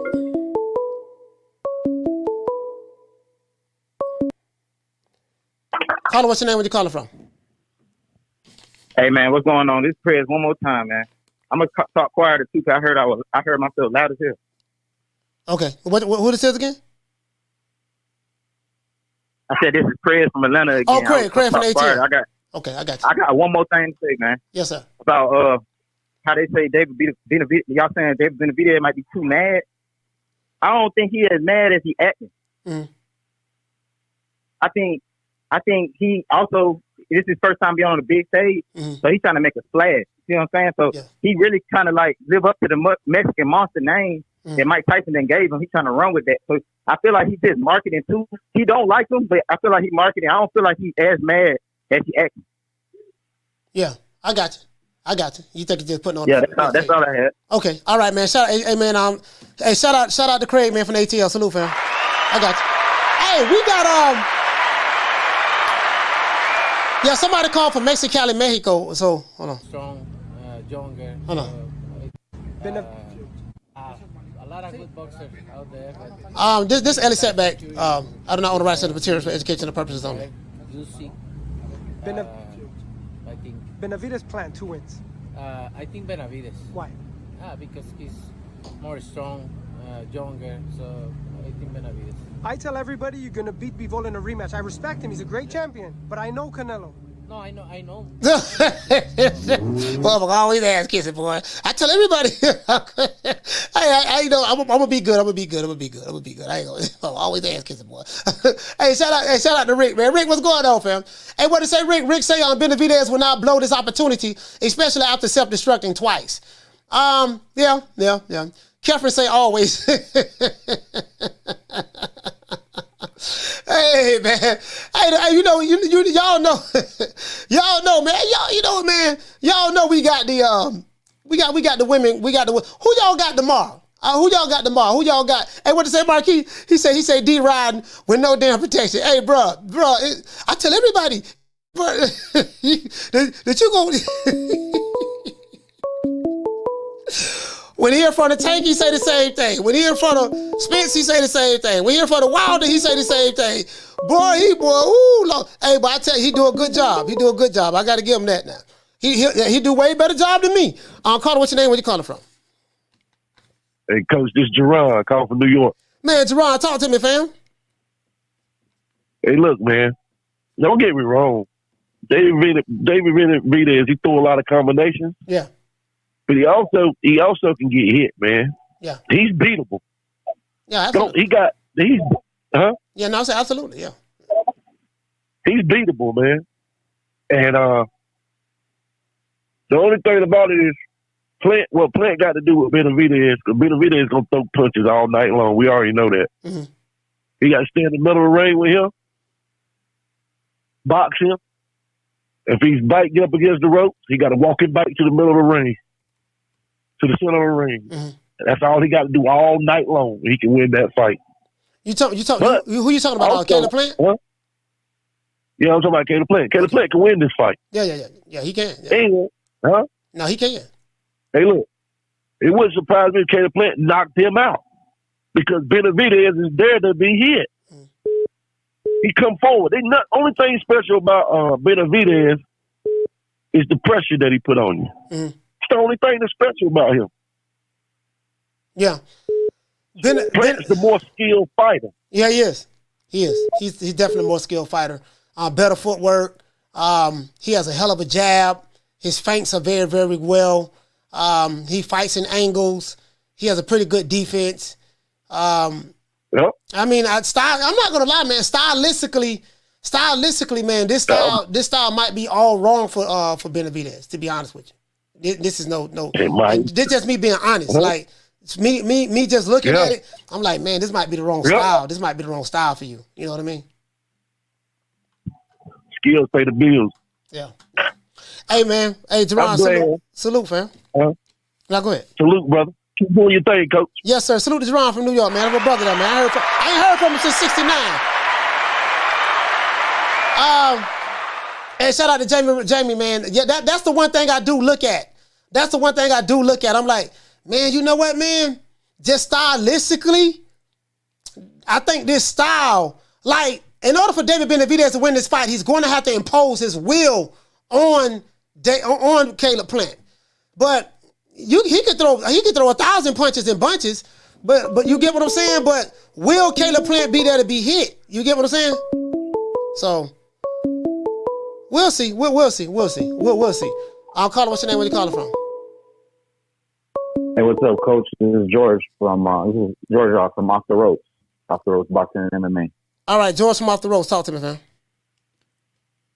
Hey, not much, man. Just I guess two quick things. I guess the press conference. I mean, I don't know why people are acting like they've never seen shit talking before. Yeah, it's been going on since Muhammad Ali. Come on now. Yeah. I mean, he may have not used profanity, but you know, it's to spice up the entertainment, get people going, to get people excited. But you know, I don't fall into that. I don't fall in and believe all the shit. But I love the shit talking. It's part of boxing. It's what makes boxing great.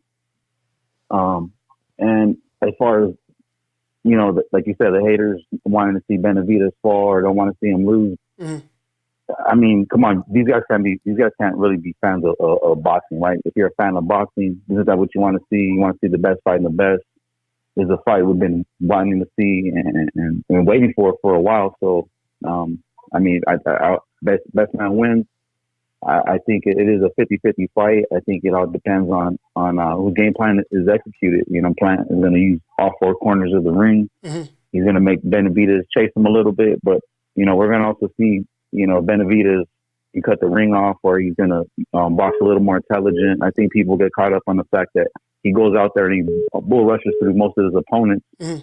but he knows what he has in front of him. You know, yeah. I think that's what it is. I think he knows exactly who he has in front of him. But I'm slightly favoring Benavidez. I think he can get it done sooner. We've seen Plant vulnerable to the body. Benavidez is a great body puncher as well. Yeah, he is. So I think that. Yeah, man, that's pretty much what I got to say. I just think that's what it is. I think it's just the haters that you know. There's some, like you said, there's some channels out here that are hardcore Canelo fans or hardcore PBC guys, and you know they adopted Caleb Plant. So you got these people that are hating, man, and they don't want to see a good fight. They just want to have a reason to say some shit. All right. Hey, shout out to George from Off the Ropes, man. Salute, fam. Thank you for calling in, man.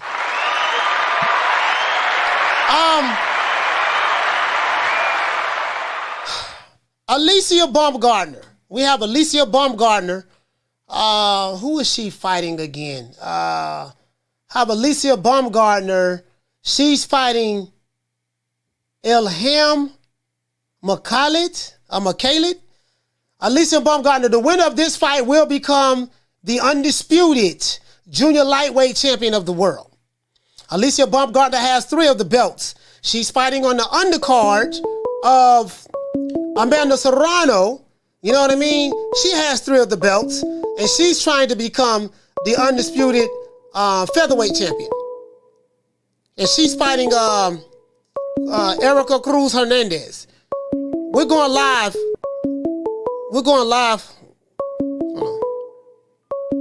Hold on, guys. We got a call calling in. We're going live for that fight. Caller, what's your name? Where you calling from? What's up, Coach? This is Martin from New Jersey by way of New York. What's going on? Martin from Jersey, talk to me. This is a 50-50 fight. Mm-hmm. You know, it's whoever established the dominance first. You know, it's a good fight. You know, people saying Caleb Plant looking scared. He did look kind of a little scared, but that don't mean nothing, because at the same time, David Benavidez looked like he got a little annoyed, like that could play against him. You know, when you go in there angry, you know, you might get hurt. You know, he loses concentration, might lose the fight like that. And Caleb Plant, look, he might gotten better after the loss of Canelo. You never know. That's the way I see it. Yeah, I'm anxious to see like who's going to be able to pose their will. Yeah. You know who? Like I want anxious to see the game plan. Caleb playing more than likely is going to box, but I do think he's going to fight in spots though. I don't think he's just going to get on the back foot and run. He's going to have to fight because it's going to have to be some times in the fight that he's going to have to really fight because Caleb Plant. I mean, but Benavidez is going to eventually cut that ring off and force him to fight. It's going to force him to fight. But the thing is will how well will Caleb Plant gas tank hold up for 12 rounds?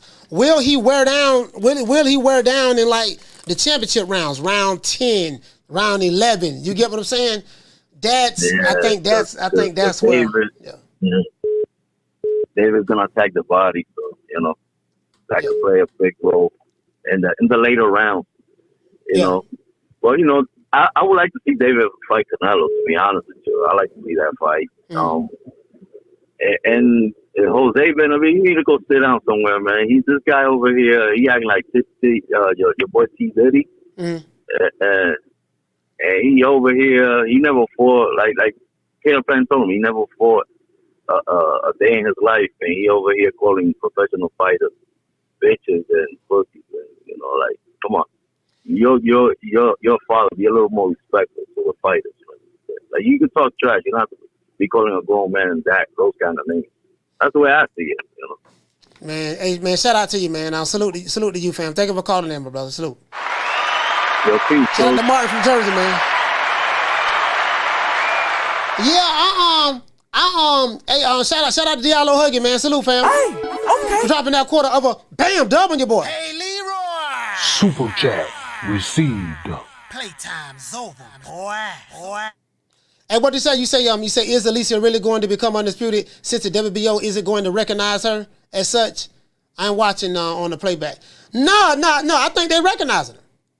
I think they recognize her. This article that I have right here on Boxing Scene is saying right here. Like I have the article right here.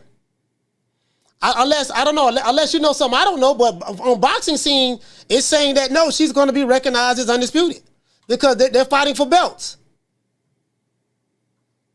I don't know where you heard that from, but no. It's saying right here in this article right here on Boxing Scene. I have it right here. I have it right here. This article right here says this Boxing Scene. Let me see. It says on the undercard at junior lightweight, 28-year-old Alicia Baumgardner of Detroit will carry her WBC, IBF, IBO and WBO titles into a defense against Ilham Makhachev. It say the vacant WBA strap will also be on the line, meaning the winner leaves with all of the marbles. You know what I mean? This fight gonna be for undisputed. This fight gonna be for undisputed, fam. And then the same thing with Amanda Serrano. That fight gonna be undisputed. We could potentially have two more women become undisputed tomorrow night. Regardless of who wins. We're going live for that fight anyway. We're going live for that fight. Top Dog says he said Caleb going to need his corner to throw in the towel before David puts together a deadly arsenal. Okay. That's a 50-50 fight. I think overall Caleb Plant is the better boxer, but I think David Benavidez is the better fighter, and I'm gonna break down what I mean by that. Caller, what's your name? Where you calling from? What's up, Coach? It's the inevitable. D-Block, D-Town, D-City, D-Ville, Baltimore, stand up. D-Block, talk to me. Coach, is it the hate? You think it's the hate that I have for Benavidez? You think it's the hate that? Then I'm gonna say why Caleb Plant's gonna go on there and do a masterful job against the Mexican Monster, which he's not Mexican. He's an Ecuadorian and partial Mexican. And I don't even think that's his actual dad. I mean, that guy's too short to be his dad. I mean, damn, that guy's too big. Benavidez is too big. That means Benavidez' dad slept with the giant. That don't make no sense. I'm just saying. Yeah, Is that the hate? Yeah. That part is hate. That part, what you said, is hate. You're saying you don't think the man, that's his dad. His dad, I think that's definitely the hate, right? That's definitely all around certified, 100% grade A hate. That's definitely.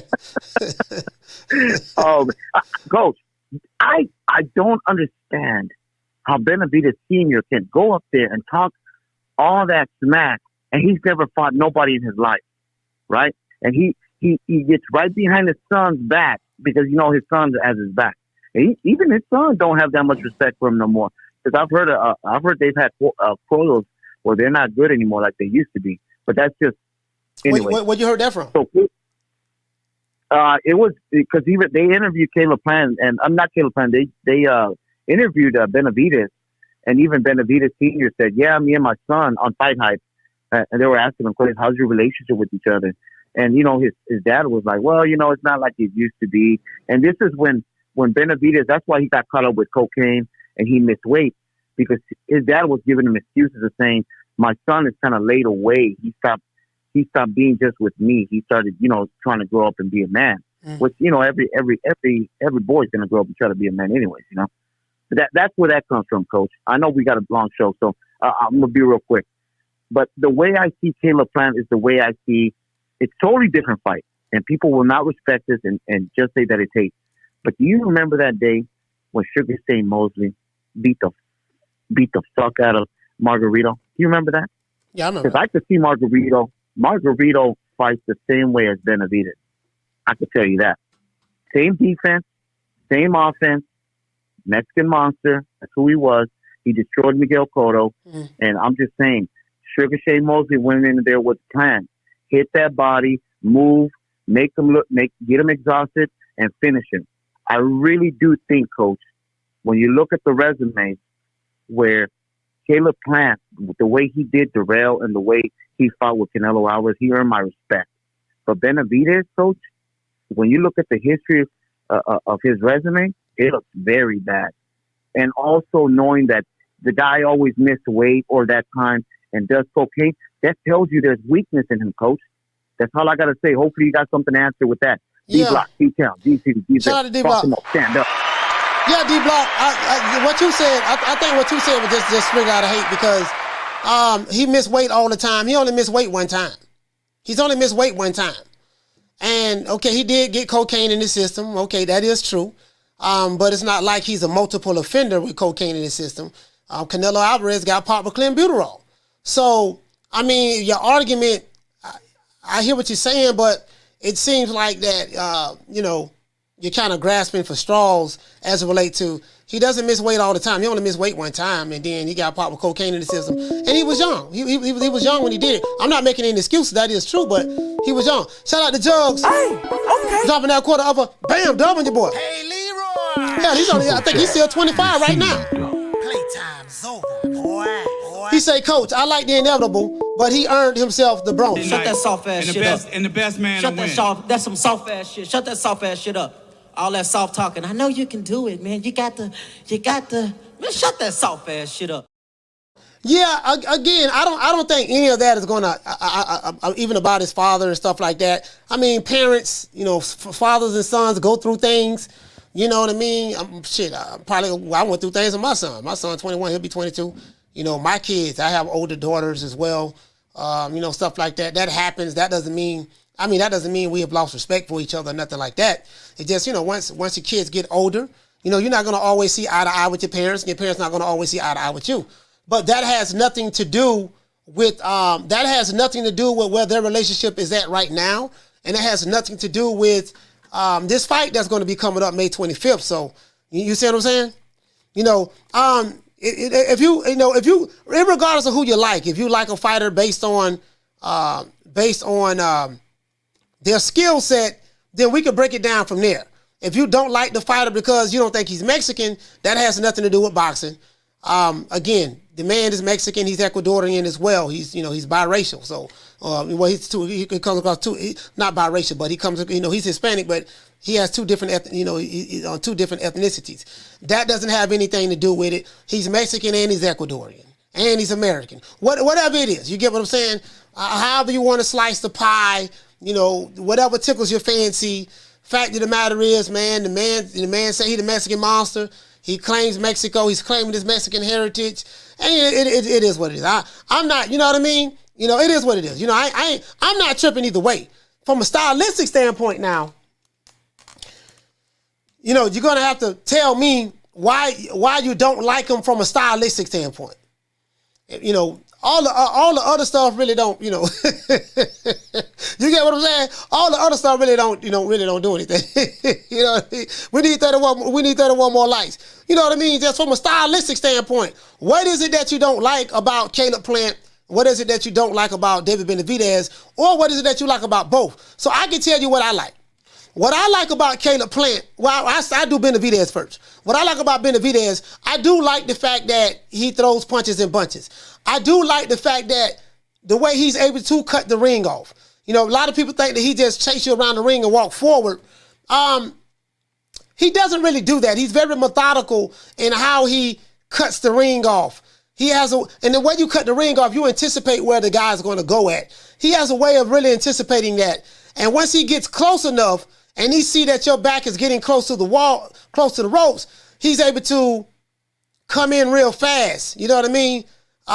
He has a little shifty feet sometimes. Come in real fast, get you pinned on the ropes, and then let those combinations go. And I think the reason why he does that is because he's trying to get you. He's trying to keep you from running. He know that if I touch him a couple of times, he's a good body puncher.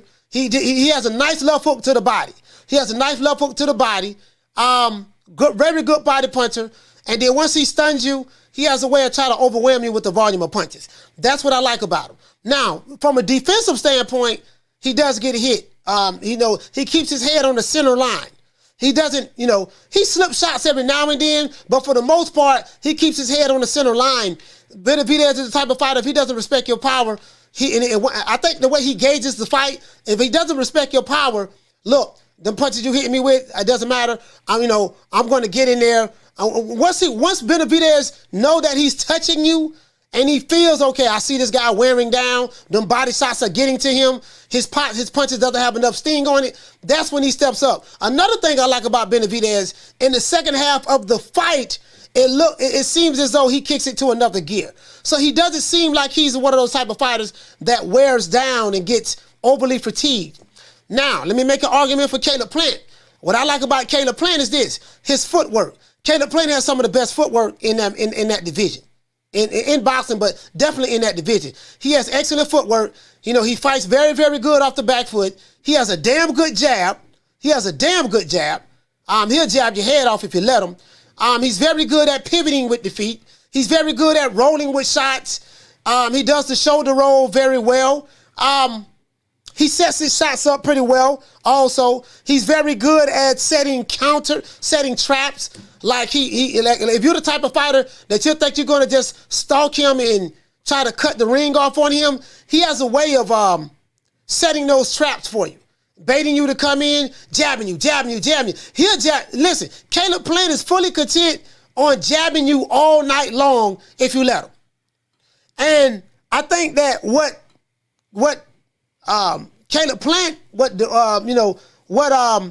but I think in this fight, Caleb Plant is going to have to fight. It's going to be some spots in this boxing match that he's going to have some bite down and fight. You get what I'm saying? So that's what I like about him, his footwork, head movement. He has very good feints. His angles. I like the way he angles when he's on the back foot. He fences with his jab very well. He does fence very well. He's a damn good feinter. I really do love his feints. Caleb Plant is a good body puncher as well. He's a left hook to the body. So his stamina is not. His stamina is pretty good. But he does wear down in the second half of fights. When I mean the second half, I mean the 9th round, the 10th round, the 11th round. But you're going to have to, be the hell of a type of fighter to get him to those rounds to wear him down. You know what I mean? If you don't have that, you got to have a certain skill set that's going to get him to the later rounds so that you can wear him down. And it just can't no any fighter do that. It's not like, when every time he fights somebody, he wear down. No, it's gonna have to be a hell of a fighter that gets him in the ring, that's gonna impose their will on him in order to break him down in the fight. So that's how I just broke that down, and there's more that I can add to it, but I don't want to like filibuster it. But that's how I broke that down. Had nothing to do with who the Mexican Monster is and all that shit there, You get what I'm saying? So that's how I see it. That's how I see it. Shout out to Jamie. What to say for me? Say, Coach, beautiful breakdown. Yeah. I appreciate that. But you get what I'm saying? So that's how I see it. And hold on, I'm finna tell you something else. Timing. For David Benavidez, the key is his timing. You're gonna have to time and anticipate where Caleb Plant is gonna be at every second of the round. And if you can time him, when you do let your hands go and time where he's going to be at so that you can catch him with a good shot or 2 or 3 or 4, timing is going to be the key for David Benavidez because he has the slower feet. He has the heavier feet. You get what I'm saying? So timing is going to be the key for him in order to slow down Caleb Plant. If you Caleb Plant, stay on the back foot, keep it in the middle of the ring, pap, circle him, pap, spin him, pap, just keep jabbing him, frustrate him with the jab. If you can frustrate David Benavidez with the jab and bait him into getting frustrated so that he can walk into your right hand. You want to bait David Benavidez by jabbing the shit out of him, but, circle him. Even when he's coming forward, jab. Now, David Benavidez is going to have to jab his way in. Occupy Caleb Plant with his jab. Occupy with his jab, you see what I'm saying, in order to set his right hand up. You get what I'm saying? So it's going to be a chess match. But you want to walk him into, if you Caleb Plant, back foot, walk him into trap counters, walk him into traps.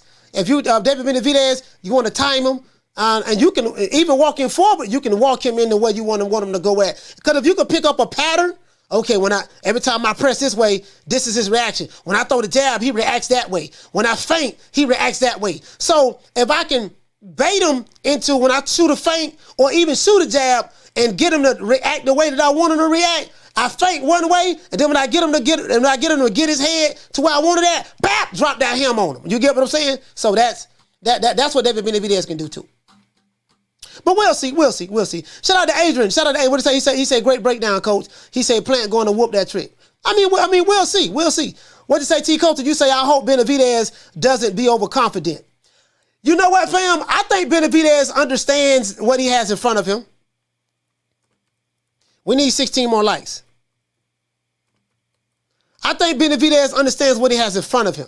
I really do. I really think that he has, he understands what he has in front of him. You get what I'm saying? So, yeah. And then 2, who can make the adjustments? And then, of course, again, the hungriest dog gonna get the steak. Will Caleb Plant have enough pop to keep David Benavidez off of him as well? Will he have enough pop to keep him off of him? If you David Benavidez, the only thing you need to be working on is cutting the ring off. Working on cuts and angles. Okay. When you cut the ring off, it's all about effective cutting off of the ring is anticipating where the guy's going to go at next. That's how you cut the ring off. You anticipate where you're going to go at. And where you see him going at, you beat him, you beat him there. Right? When you see him go there, you beat him there. Right? If he likes to circle to his left all the time, you beat him to that spot. Okay, let me go ahead and get to the left. I know that's where he wants to go. Because as soon as he moves to the right, I want to move him to my left hook to the body. You get what I'm saying? I want to move him to my left hook to the body or something like that. You know what I mean? I know I'm gonna get hit, but I gotta. Sometimes listen. You can't. You listen, man. You gotta be willing. You gotta be willing to jump in the water, man. You can't swim and not get wet. You gotta be willing to swim and get wet. You get what I'm saying? What to say? Them games you say Plant is a great select black fighter. He grew up in the hood. Now he grew up in the mean trailer parks of Ashland, Tennessee. He did do that. You get what I'm saying? But it is what it is, fam. It is what it is, man. I mean, I think I really think that this gonna be a damn good fight, man. This gonna be a damn good fight. I want you to call me. Yeah, man, it's gonna be a damn good fight.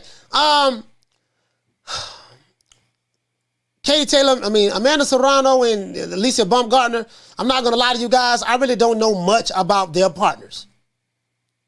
Shout out to my main man, Knockdown 305, Dade County's finest. I really don't know much about their partners, so I can't really even talk much about that fight because I don't know much about who Amanda Serrano and Alicia Baumgardner is fighting. So I can't even really do a breakdown of that because that's really not my, women's boxing, and I need to get more well-versed. I don't know all of the women, and the two women that Alicia Baumgardner and Amanda Serrano is fighting, I don't know much about them. You get what I'm saying? But I do believe that they're good opponents. But I haven't done my homework on those girls to see exactly their pros and cons in the fight. To be fair, caller, what's your name? Where you calling from? Yep. What's up, coach? It's me again, Martin from New Jersey. Now, I just want to say something real quick. I'll be quick with it. The fans. I gotta say something about the fans. The fans gotta stop hating this guy or liking the other guy for whatever reason it is. This is a great fight. This is a dream match. The classic boxer against the aggressor. That's like one of the best fights you could possibly have. I think it's gonna be an entertaining fight, to be honest with you. And coach, keep up the good work. That's why I like this show, because this show is unbiased. Ain't none of that, tribalism stuff that goes on in other channels. But keep up the good work. I just wanted to say that real quick. Yeah, appreciate you, coach. Shout out to Mark from Jersey, man. Salute, fam. Yeah, man. So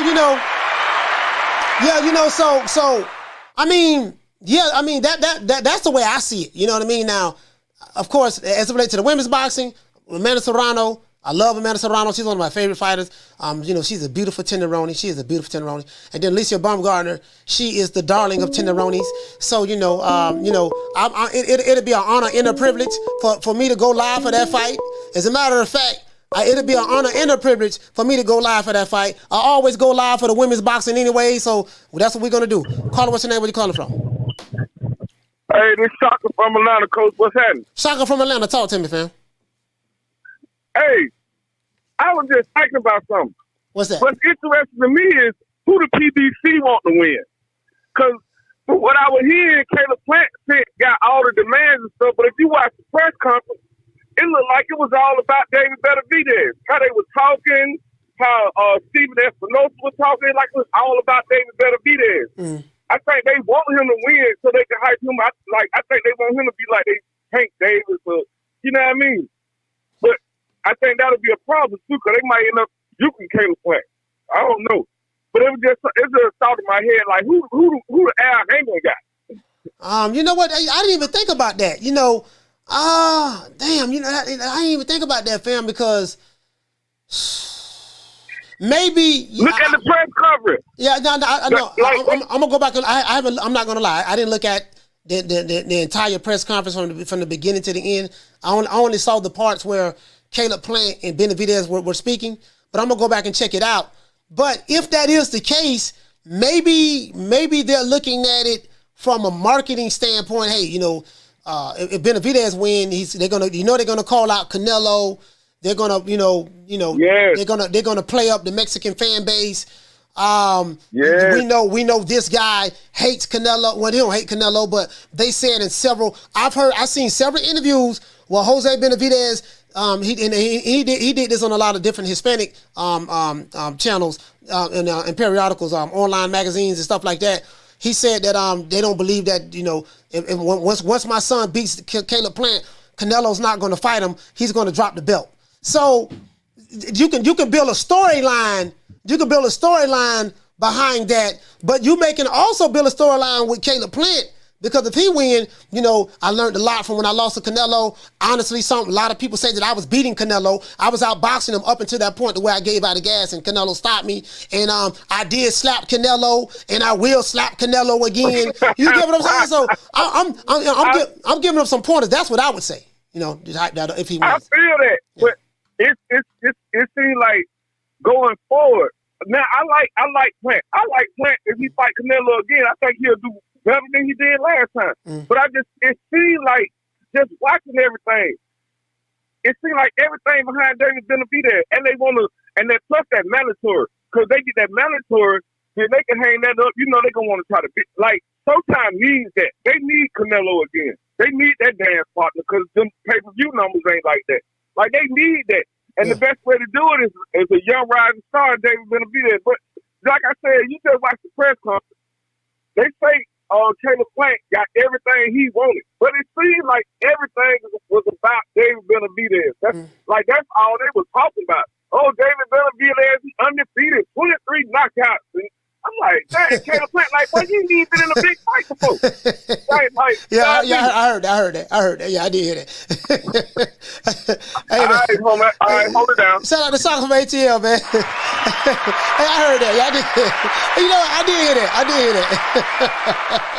Hey, shout out to Jugs. Hey, okay. Dropping that quarter of a bam dub on your boy. Hey, Leroy. Super chat received.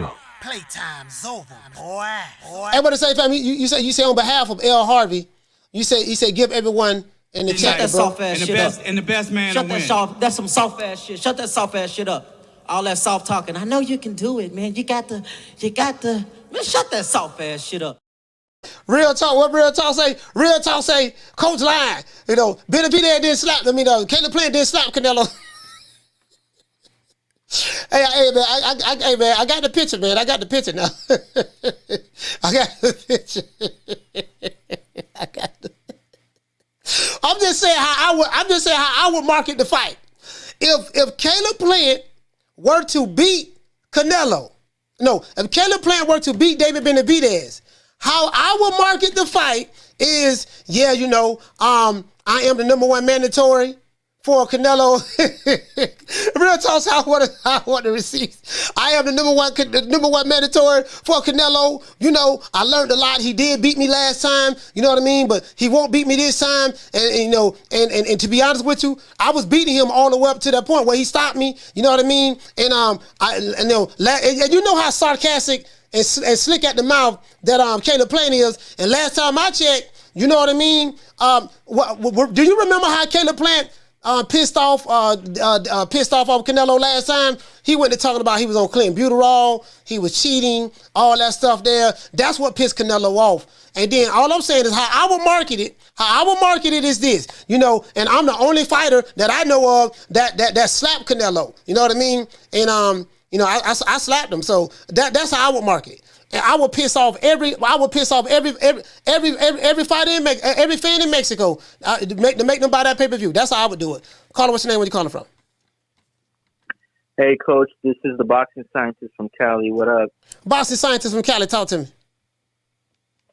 Yeah, so there seems to be a lot of confusion between what is a Latino versus a Hispanic. So I just want to clear that up real quick. So a Latino is anyone that descends from a country that, speaks a language that derives from the ancient language of Latin. So that includes like Italians, Portuguese, but Hispanics are, now you're going to narrow it down because now you're talking about a Latino that only speaks Spanish. So basically, a person from Spain can be Hispanic and Latino. Same thing with Mexicans, but not every Latino is Hispanic. So I hope that makes sense to people. Okay. So now I want to get into the reason why some people are hating on David Benavidez, saying he's not a real Mexican. There's two types of Mexicans. All right. There's Chicanos like me. I'm from Cali. And then there's paisas. We call them paisas, the ones that are born and raised in Mexico. So you got the paisas that hate on the Chicanos. They come over here and they hate on us.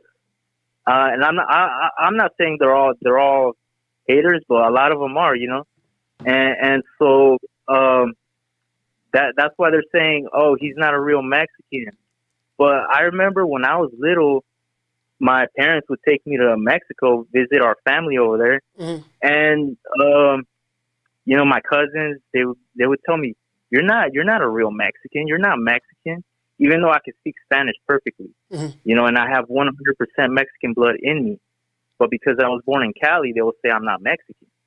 And then years later, they came over here illegally, and when they were young, so they were basically raised over here.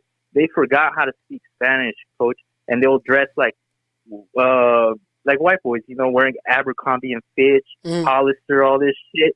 You know what I mean? So who is anyone to say what a real Mexican is? If you have Mexican blood, you speak Spanish, and you identify as a Mexican, then you're Mexican. All right, but shout out to the Boston Scientists, man. Your point been made, man. Thank you for calling in.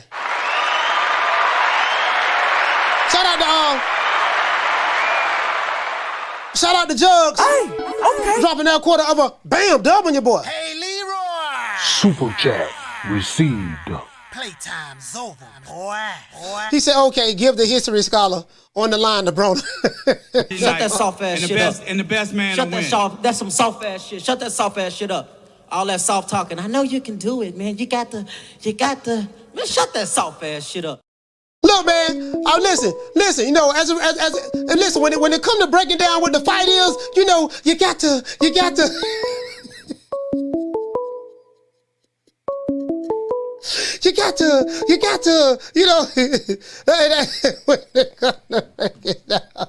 Carla, what's your name? Where you calling from? Carla, what's your name? Where you calling from? What's up, Coach? It's Jerry. Jerry from Baltimore, talk to me, fam. Well, buddy. Man, everybody looking forward to this fight. These guys, they don't like each other. I don't know if you've seen that video where Caleb is beefing with Benavidez's brother and what went down there. Yeah, I saw that. Obviously, they don't like each other. I usually wait till the night before to make a pick. I thought all along Benavidez is too big and too relentless for Caleb. But Caleb can win the fight, man. Don't get it twisted. Yeah, he can win the fight if he fights a perfect fight. You got to fight a perfect fight, and you got to be able to do that for a full 12 rounds. And that I think is where Benavidez is going to have the advantage. Benavidez has shown a great chin, but he's shown a bullshit defense. His defense is bullshit. He gets hit a lot, and what he does as a response to getting hit is he stops punching. He stops right in his tracks, and he puts his guard up, and he either catches the punches, and then he'll grin, but we know what that grin means. Now, so far, he's been able to walk through shit, but I done seen plenty of guys with good chins. One time, that punch just lands right on the right spot, and that's all she wrote. So Caleb's job is to try to hurt him early and see if it can deter him a bit, and then build up the rounds, and then get on his bike late, and he can win the fight. Benavidez is a fool if he thinks Plant is afraid of him.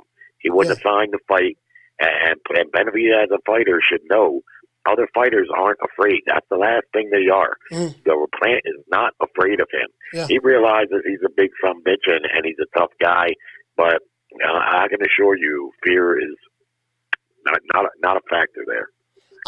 Do you think that it's going to come a point in time in this fight to where, because I look at it like this, I look at Caleb Plant as being the boxer, and I look at David Benavidez as being the fighter. When I'm going to explain to what I mean. I think that Caleb Plant, he's a very, very good boxer, man. He has very good footwork. I love the way he pivots. I love the angles. He has a damn good jab. He has damn good feints. He's very quick. He throws his jab at different speeds as well. And he's defensively sound for the most part. But I think that it's going to come a time in the fight to where he's going to have some bite down and fight. You get what I'm saying?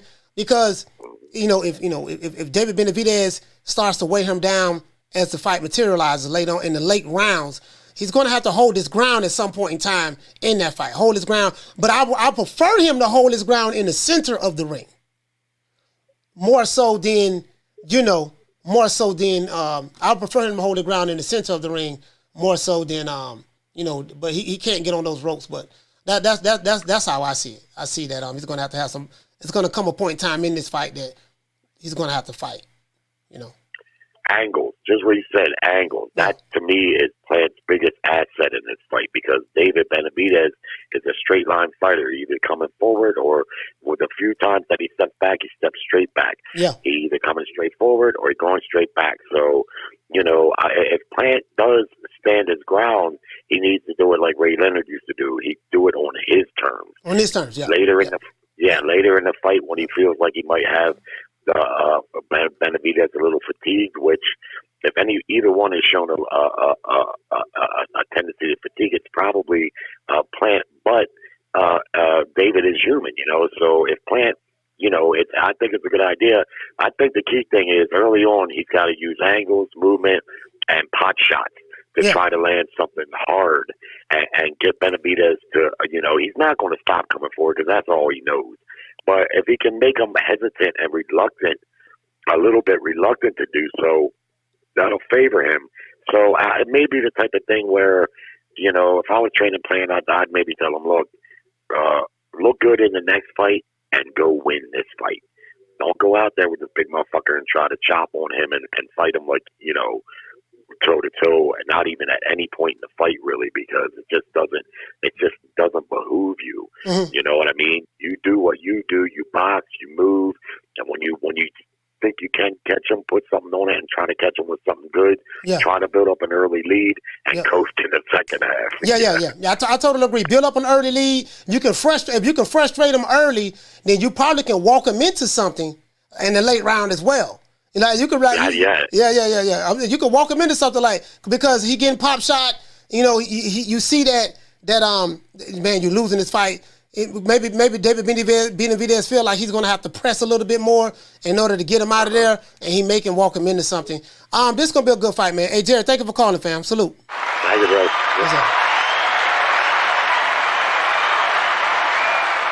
Yeah, man, you get what I'm saying? So, what the hell y'all talking about? Y'all talking about Colombian coffee?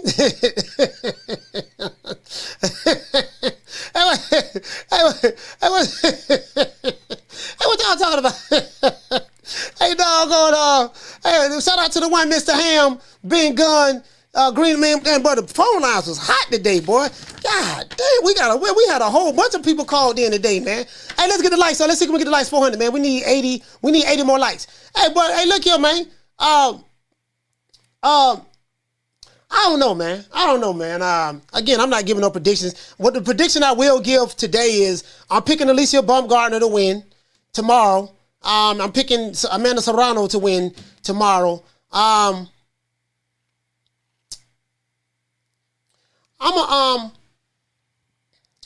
a pick. When I'm kind of in the blind, I don't, man. See, I can't say Amanda or Alicia win by knockout. I can't say that because I really don't know a whole lot about their opponents.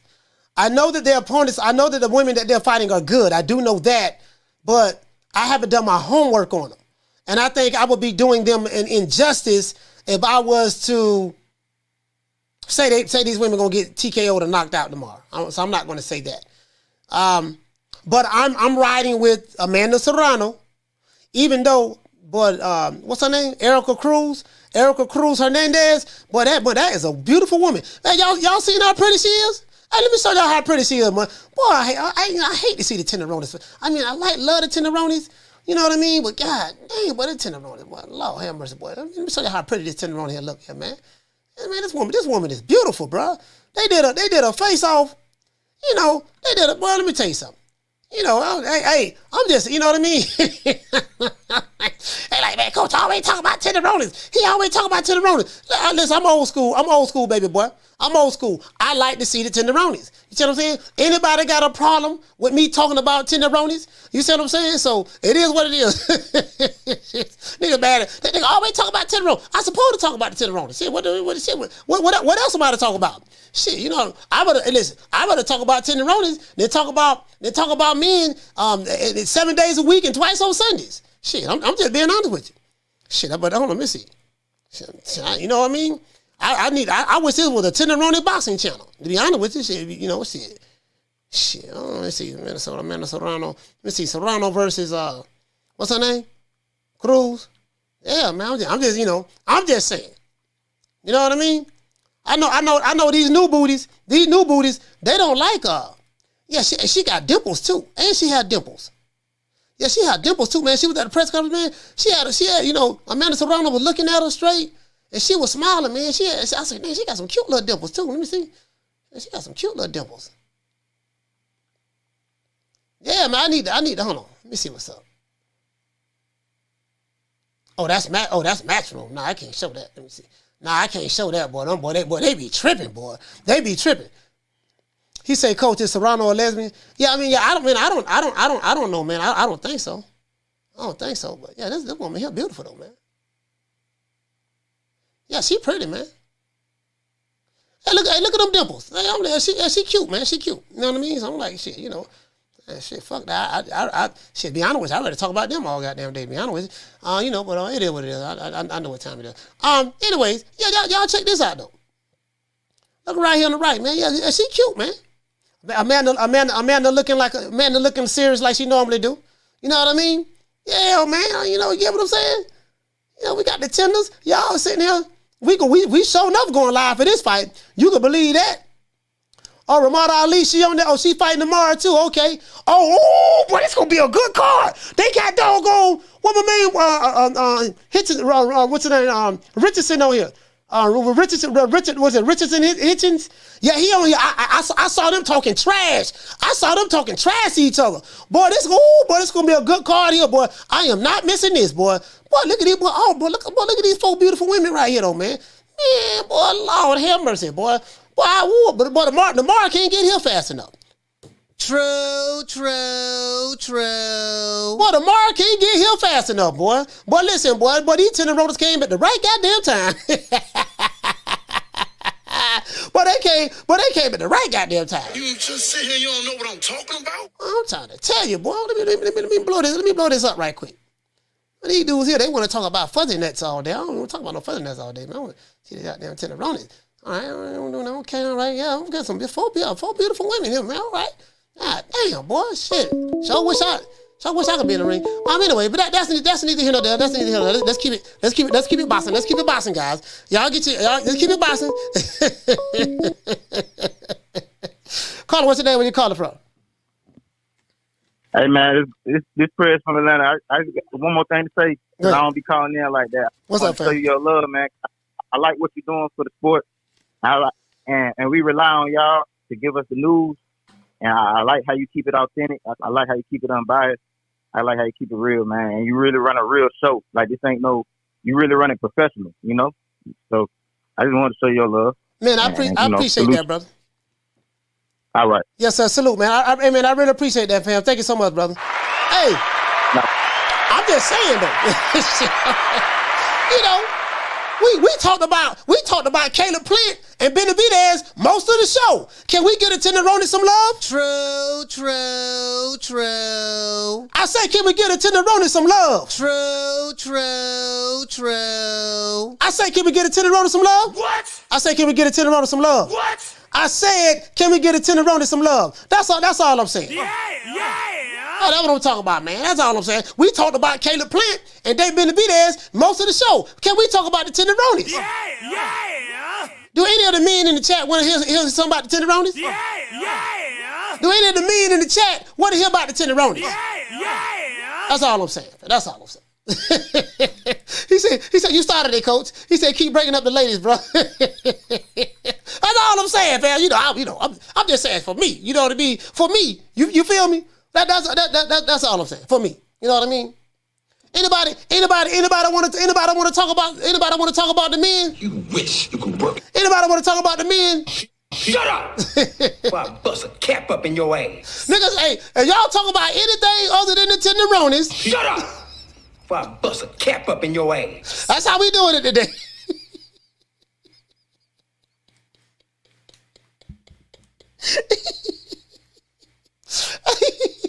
Hey, and we're going to have the lovely Ebony Taylor back on the show. Ebony will be back on the show. Anybody got a problem with Ebony coming back on the show, unsubscribe and leave. The fuck? Listen, we will have the lovely Ebony Taylor back on the show. Anybody, any man that's in the chat will have a problem with me bringing that beautiful tenderoni back on this show. I want you to do me a favor. Unsubscribe and leave. The fuck? I mean that though. I mean that though. Listen, hold on. But anyway, let's talk about tomorrow. So now we have, let's see, we have Amanda Serrano. She's from Puerto Rico. Puerto Riqueño, right? They're in Nueva York. She lives in Brooklyn, right? She represents for the Boricuas. And then we have what is her name? I know her name is Cruz, but I forgot her first name. I forgot her first name. What is her first name? Well, I have it right here. I have it right here. I forgot because I don't because she's a beautiful woman too. So I don't want to get a name. I don't want to get Erica Cruz. We have Erica Cruz. Amanda Serrano versus Erica Cruz. Amanda Serrano, Puerto Rico, and then Erica Cruz is Mexican. So now Mexicana. So she Mexicana, Puerto Riqueño and Mexicana, they coming together to fight the Walla. Y'all gotta forgive me. I got this Invisalign in my mouth, so it's very hard for me to pronounce my words. So please forgive me. But anyway, yeah. So we got the two tenderonis coming together. You know what I mean? Two tenderonis coming together for Undisputed. And as a matter of fact, I'm rooting for both of them. I'm rooting. Hey, Father, I'm sorry. It's a win-win for me. It's a win-win for me. That's all I'm saying. And the women gonna fight. As a matter of fact, boy, I'm just, you know what I mean? Both of them have, and then these two right here have beautiful smiles. They're just beautiful smiles. Like, I'm not gonna lie. These fights that we had, the past couple of years, the women have been delivering. The past couple of years, the women have been delivering. I'm not going to sit here and lie to you guys. The tenderonis have been delivering, dog. Like, bro, the tenderonis been coming through in the clutch. When we get all of this A-side, B-side stuff going on with not all men, but some of the men in boxing, this A-side, B-side, my fighter got more money than your fighter. My fighter, he driving Lambos with suicide doors. My fighter, he getting litty in the club. Your fighter boring. Don't nobody know who he is. His baby mama ain't bow-legged. His cousin didn't win the one leg up contest. His auntie don't know how to do the butterfly. My fighter baby mama know how to do the electric slide. My fighter baby mama know how to do the toilet bowl. My fighter baby mama, she won the Doodoo Brown contest at the script club. Not the strip club, the script club. Like, bro, with the women, you don't hear none of that. You don't hear none of that with the women. You don't hear none of that with the women. None of that. Just none of that. You get what I'm saying? And you know what? You know who I'm finna give a round of applause to? I'm gonna give a round of applause to Eddie Hearn.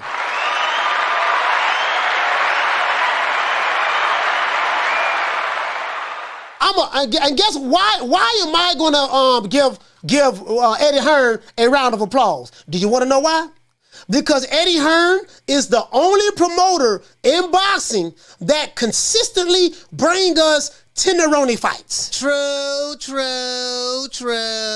Eddie Hearn has revitalized women's boxing. He gave us Amanda Serrano and Katie Taylor. Let's see. They brought together Michaela Meyer and Alicia Baumgardner, Savannah Marshall, and I think that was on the zone, right? Was that on the zone? I think that was on the zone. If I'm not mistaken, no, that was on BT. Was that on BT? Let me see. I do know that. I think Eddie Hearn is the one that's really that Eddie Hearn is the one that's representing for the women, right?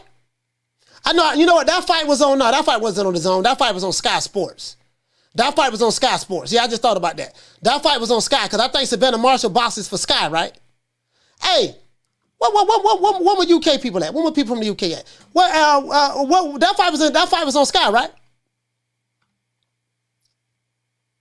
He said, wasn't Eddie Hearn? Now it's a boxer. That fight was all, Jake Paul. We got to get Jake Paul and his props. Jake Paul, Eddie Hearn are the only two that's representing for women's boxing right now. Bob Arum ain't doing nothing. The PBC, they definitely ain't doing nothing on women's boxing. Eddie Hearn and Jake Paul are the ones that's representing for the women. They're the only two. They the only two. So I have to give them a round of applause. Listen, if you in the women's boxing, how can you hate Eddie Hearn and Jake Paul? Jake Paul has been good for the game of boxing for women. He has been good for the game. He's a Capricorn like me. We was born on the same day. You know what I mean? So Jake Paul, as a matter of fact, didn't Jake Paul? Oh, you know what? Jake Paul, I think Amanda Serrano got her highest payday messing with Jake Paul. In America, they don't even pay attention to the women. They don't pay attention to the women in America. But guess what? Jake Paul making sure the women get cheese. He making sure they get that Skrilla, that scratch, that Fetty Wap. He doing that. Jake Paul doing that. You know what I mean? So, it is what it is, man. When y'all talking about my fighter got Lambos with suicide doors, that he leasing, all that stuff there, and then they look down on the women. Like, how you do that? You want to, listen, they want to sit down. Hey, shout out to Ron J. What did he say? She signed the Jake Paul MVP promotions. Hey, look here. Hey, shout out to Ron J. They want to sit down and argue. Sign the contract. 60, 40, 70, 30, 80, 20, take whatever we give you. Nigga, you better not show up to the fight. Drop the addy. I'm like, dude, you do know we got some tenderonis boxing tomorrow, right? Man, I don't care about the women. Bro, do you see how beautiful these women are? Do you see how beautiful these women look? You not interested in the women? Man, I don't care nothing about the women. So let me get this straight. You want to be on live arguing with a bunch of fuzzy nuts all night long, getting your blood pressure all high, drinking up all the kids' Kool-Aid, eating all the children cereal, drinking up all the children juicy juices, sitting on the couch, your baby mama Section 8 apartment couch that she got from Rental Center. You want to do that all day. Call me, threatening me, sending me gun emojis, telling me which fights I better not show up at. How about you gonna pull up? You want to do that all day? Instead of looking at the tenderonis, we have Amanda Serrano with her beautiful self. Alicia Baumgardner with her beautiful self. They fighting Erica Cruz with her cute self with them dimples, and doggone and Amanda Serrano, Alicia Baumgardner. I forgot the lady who she fight. You don't want to focus on that. No, I don't want to focus on that. Nigga, I want to focus on you. Drop the addy. I'm finna come over there right now. Drop the addy. Dude, you don't have enough money to put gas in your baby mama's 1979 Pinto. Your baby mama got a 1984 Toyota Corolla. You ain't got no money to put gas in it, but you want me to drop the addy, and you want me to believe that when I drop the addy, you going to get on that airplane and fly over here to come see me because I criticize your favorite fighter. Make that make sense. True. Make it make sense. I criticize your favorite fighter. You got all this energy for me. Why not have the energy for the tenderonis? You get what I'm saying? Like, I'm just saying for me. I just don't get it. You know, you arguing with a bunch of third leg Tyrones. You arguing with a bunch of third leg Tyrones. All that testosterone. It's just too much testosterone. Too much testosterone. That's it. You know what I mean? Shit. You know, you feel me?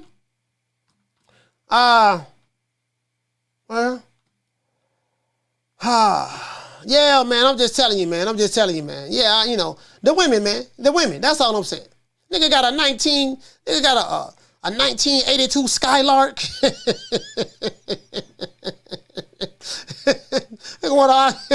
I'm saying the past couple of years, boy, the women been doing their thing, boy. And, you know, and the women been doing their thing. The past couple of years, the women been doing their thing, bro. I'm just being real. I'm taking Amanda Serrano and Alicia Baumgardner. That's who I got. Shout out to Shad. Hey, okay. For dropping that quarter of a bam dub on your boy. Hey, Leroy. Super chat received. Playtime's over, boy. And it's for Undisputed. Whoever win tomorrow gonna be Undisputed. He said, Coach, they said the Tenderoni is on the wrong side of the street.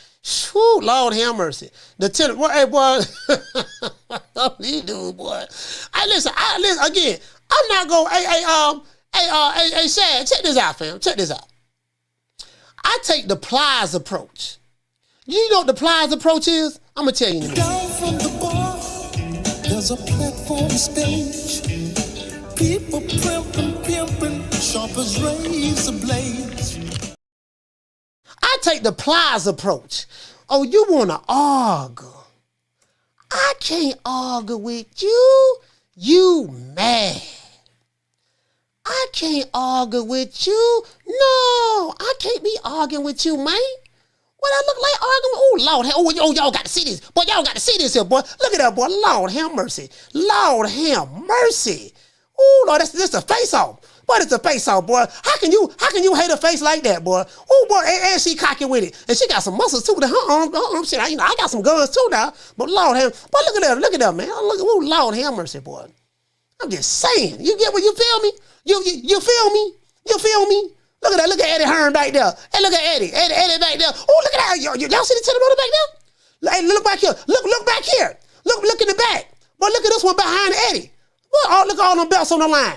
Man, these beautiful women, man. Lord have mercy, man. This is a win-win situation, boy. This is a win-win situation. This is a win-win situation right here, guys. This is a win-win situation. What I look like arguing with you all night long? For what?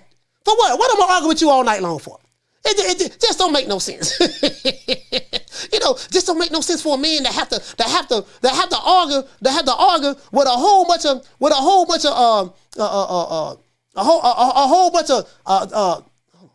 sorry about that. Oh, Lord, have mercy, boy. Damn. But you get what I'm saying, though? Hey, I don't got distracted. Hey, shout out to Food Revolution. She said, I'm happy. He said, leave me alone. Hey, fool. Hey, I got distracted just then. I'm not going to lie. I got distracted. You know, I'm not going to lie. I did get distracted, but I'm back on point. But anyways, I don't know. Let me see what's up. Oh, this is Alicia. Let's click on, you know, the women fighting tomorrow. This girl can fight though, boy. Boy, this girl can fight, boy. This girl can fight. This is it right here. She's showing the highlights. She's showing the highlights right there, stringing them up. She's showing the highlights right there. Yes, sir. On a huge card in New York, it just builds what history is made on Saturday. And she can wallow. Baumgardner, the greatest woman fighter of all time, and soon to be undisputed. Okay. Soon to be undisputed. Yeah, this for undisputed right here, fam. This for undisputed. And Tony Harrison is. Hey, let's give Tony Harrison a round of applause. Yeah. Tony Harrison is doing a phenomenal job in training Alicia, man. She know it. She fights just like Tony too. But if you look at Tony Harrison, and she fights just like him too. Fights just like him. Like, look what they doing. Like Eddie Hearn, look at they promoting, man. Look what they doing, man. Look what they doing. Putting on, man. They putting on, man. Look at Eddie. Overlooking the city of New York. Look at that, man. Look at that. This belt vacant. Whoever wins gonna get undisputed. Look at that. They putting on for the city, man. They putting on for the city. Look, just like Jeezy. I put on for my city, on for my city. I put on for my city, on for my city. Put on, east side, put on, west side. Let's go. When they see me off in traffic, they say Alicia on some other shit. Tell them player haters, send them player haters headed right back to the dealership. Me, I'm in the spaceship, not a 1979 Pinto. Not an 82 Corolla. Nick Sachs better know. Sitting at your baby mama house, smoking Nick Sachs. Nothing but some Reggie, but you know I got the big packs. Oh, you want to argue? Boy, I don't have no time.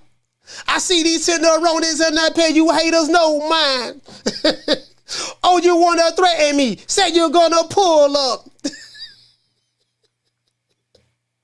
Keep on calling, threatening, cause man, like I don't give a fuck. You get what I'm saying? I'm just saying, I'm just sitting back, man, chilling, man, shangin', making it do what it do. He said, what you say? I will be at Madison Square Garden tonight, rocking with my boy Eddie the Hitman Hearn. As a matter of fact, man, let's do this here, man. Let's do this for Eddie the Hitman Hearn. Because I'm so happy. I'm so happy that Eddie is making this fight happen, guys. And you know what? I want to celebrate and show Eddie Hearn my appreciation. Sunshine when tanks gone. I'll smack the shit out of him in front of everybody. Only dark times for you.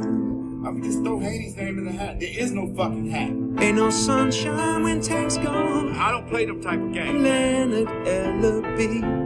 Why you always talking about me? Did you fucking learn your lesson from that?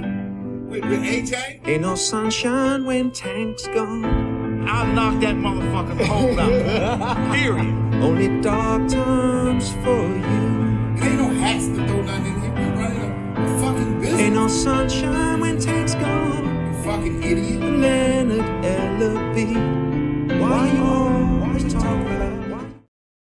Here go Amanda. Now, we got to give some shine. You know I got to go to Amanda now. Here go Amanda right here. Y'all see her. Y'all see her. New York's very own. Well, y'all see her, boy, man. Y'all see Amanda right there. She mean all business, too. Not business. She mean business, boy, right now, boy. This woman can fight, too, boy. She woman can fight. Some people say she beat Katie Taylor. Some people say she beat Katie Taylor now. I kind of think maybe she edged it out, but it is what it is. It was a good fight either way it go. I ain't mad either way. Here go Erica Cruz. Now, you know what? I do know, all jokes aside, I do know who Erica Cruz is. I've seen her fight before. Now, I'm looking at her now. I've seen her fight before. Erica Cruz. Yeah, I've seen her fight before. As a matter of fact, on multiple occasions. You see what I'm saying? You feel me? She got the makeup on. She dolled up. Got the makeup on. You feel me? Yeah, man. Representing, got the Puerto Rican flag representing. Yeah, man. You see what I'm saying? Yeah. How can you get mad at this? Who gonna get mad at some eye candy? Who gonna get mad at some eye candy, man? Who gonna get mad at some eye candy? I'm just saying. I know some dudes rather be on the PlayStation all day instead of looking at some tenderonis. I get it, you know what I mean? But me, I prefer, you know what I mean? That's what I prefer doing.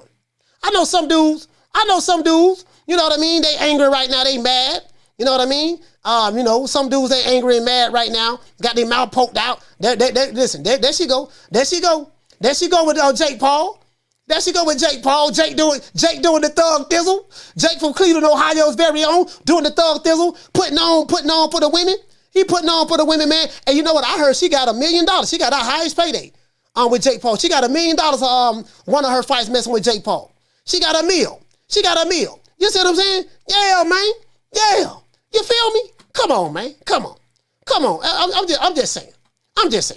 Yeah, you get what I'm saying? I ain't got time to be, man. Hey, what did he say? He said, Coach Jules said Cruz is related to Pitbull Cruz. Oh, okay, both of them related? Well, she look prettier than him then.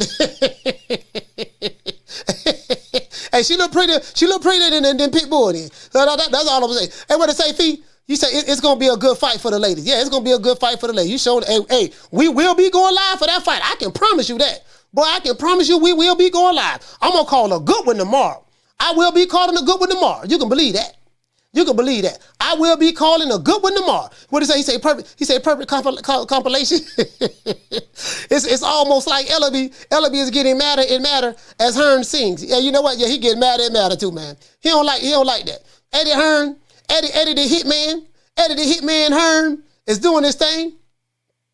Eddie the Hitman Hearn is doing. Hey, what did say? Rumble Brothers Boxing. He said, Coach, that must have been a good Nick sack. Yeah, hey, woo, boy. Hey, boy, I got some of the stickiest of the icky over here, boy. Shit, now Nick sack. Shit, I got, boy. I keep the greener things in life. Now you know that. You know me now. I keep the greener things in life. Medical purposes, of course, medical purposes. You guys know I suffer from anxiety sometimes, so you know what I mean? I got to keep my head right. And then you guys do know I am bipolar.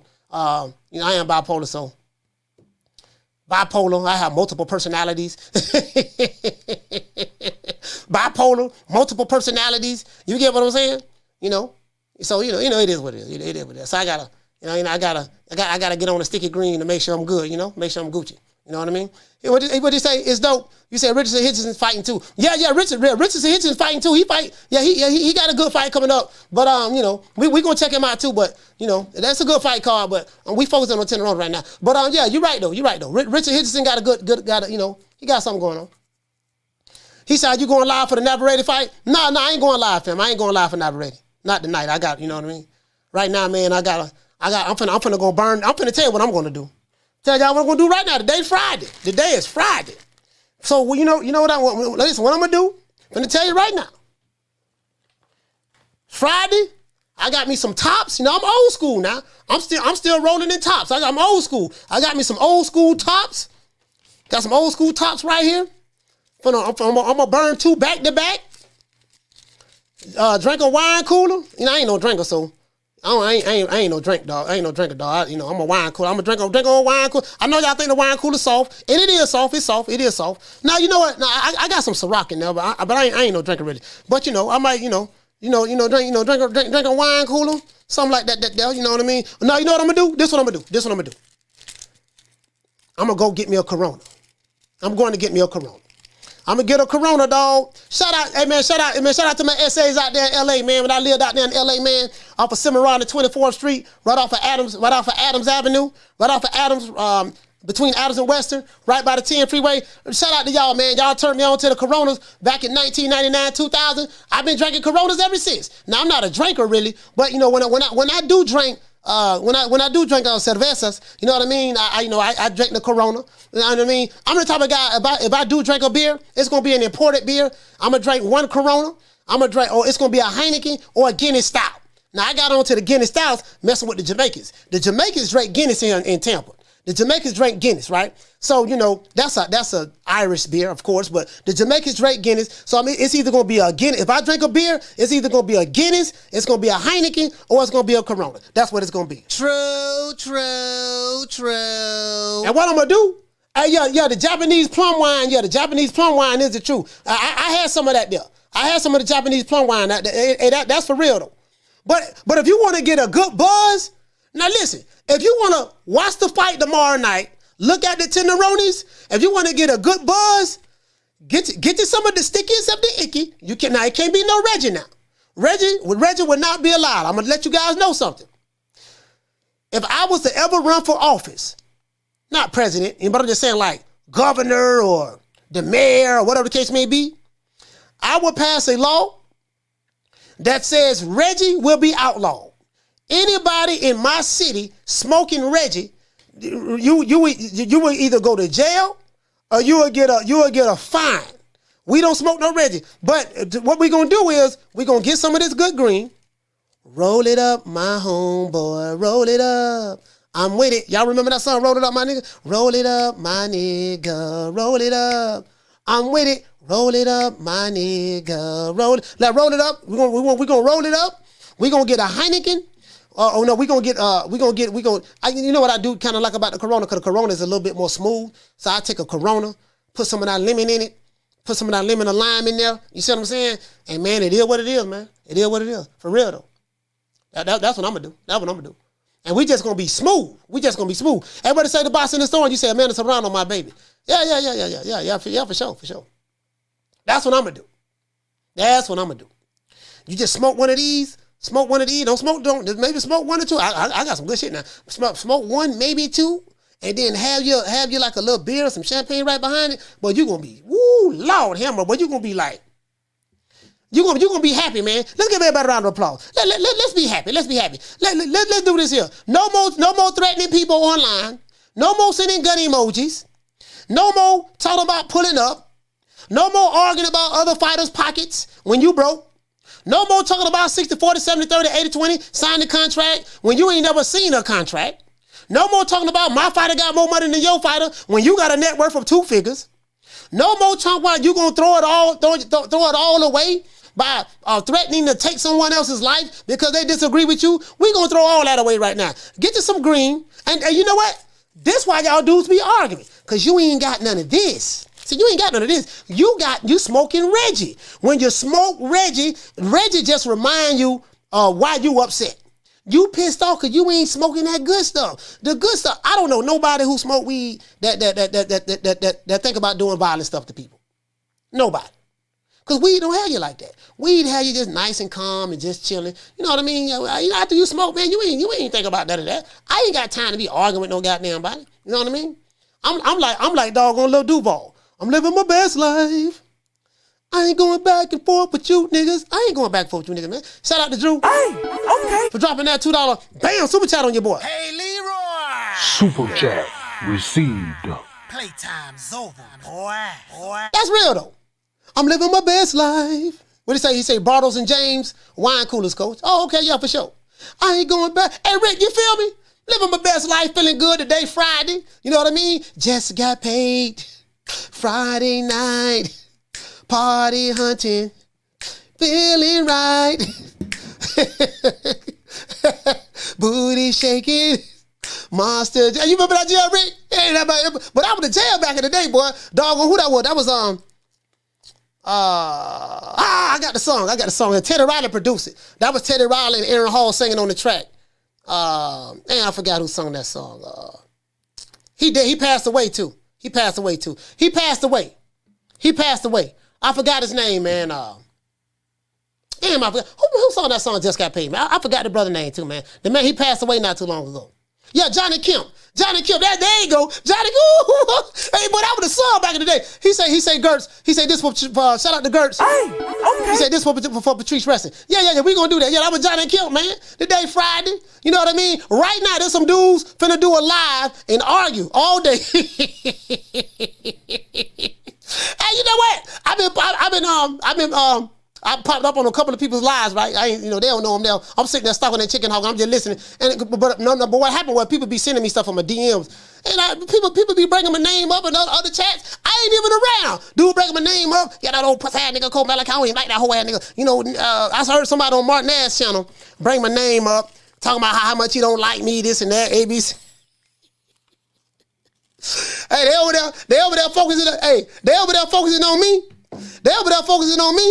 And I'm listen, they focusing on me, right?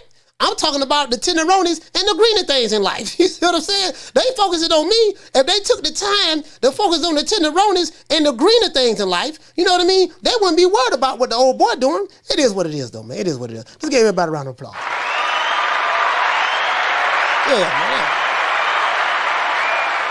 Yeah, you get what I'm saying? Yeah, y'all get what I'm saying, though, man. I just ain't got time, though. Shout out to Yamis. Yamis, what he say? He said one for the money. He said let me be. That's my R&B joint. Yeah, for sure, man. Yeah, I ain't got time, dog. I'm just chilling, dog. I'm just shang-a-langing, dog. Chilling, shang-a-langing. We gonna make it do what it do. We gonna live tomorrow night, and it is what it is. We gonna say a prayer, man. Let's just say a special prayer for the beautiful tenderonis. And I want you to hold on to God's unchanging hand, because he helped Joshua fight the battle of Jericho. Yes. He helped Daniel get out the lion's den. He helped Gilligan get off the island. Lord. Boy, and I want you to hold on, to God's unchanging hands, because he helped the tenderonis, get out to fight the battle of Jericho. Yes. He helped the haters, get back in the lion's den. He helped Gilligan get off the island. Lord. Shout out to AI. What's going on, man? I want to thank the whole hood who came out here. I love y'all. I did this for the hood. Y'all know I beat that boy. It is what it is, man. You wish you could work it the way I do, but you can't.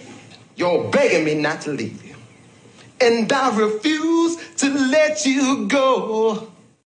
What time it is, man? Right now, there's a Wakanda, mad, that ain't hot, talking about he gonna pull up on me, saying when he see me, he gonna do A, B, C, and D. He's at the gym trying to work off some steam. I had a Wakanda nigga telling me he gonna pull up when he called the show. He working out next to me in the gym. I said, oh my Lord, Wakanda, what Wakanda doing? Wakanda, what you doing? He's talking about he gonna put them paws on me. He training to get ready for me for a celebrity boxing match. I say, no, man, I gotta go.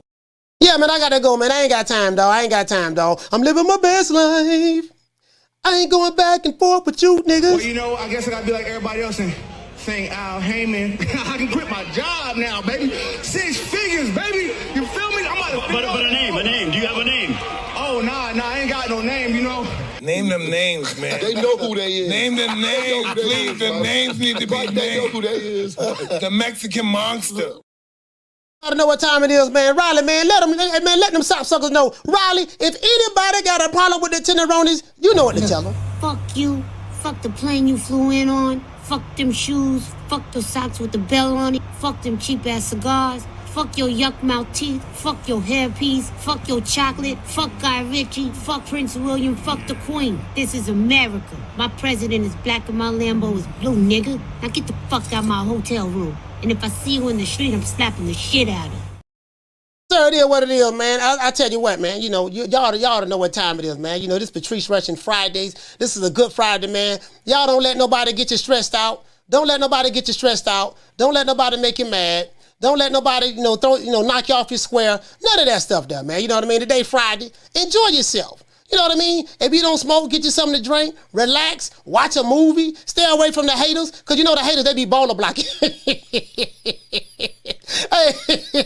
the haters be baller blocking. There's a hater right now, mad, got his arms crossed, 38 hot, lips balled up, you know what I mean? And he just can't stand to see you right now. There's a hater right now.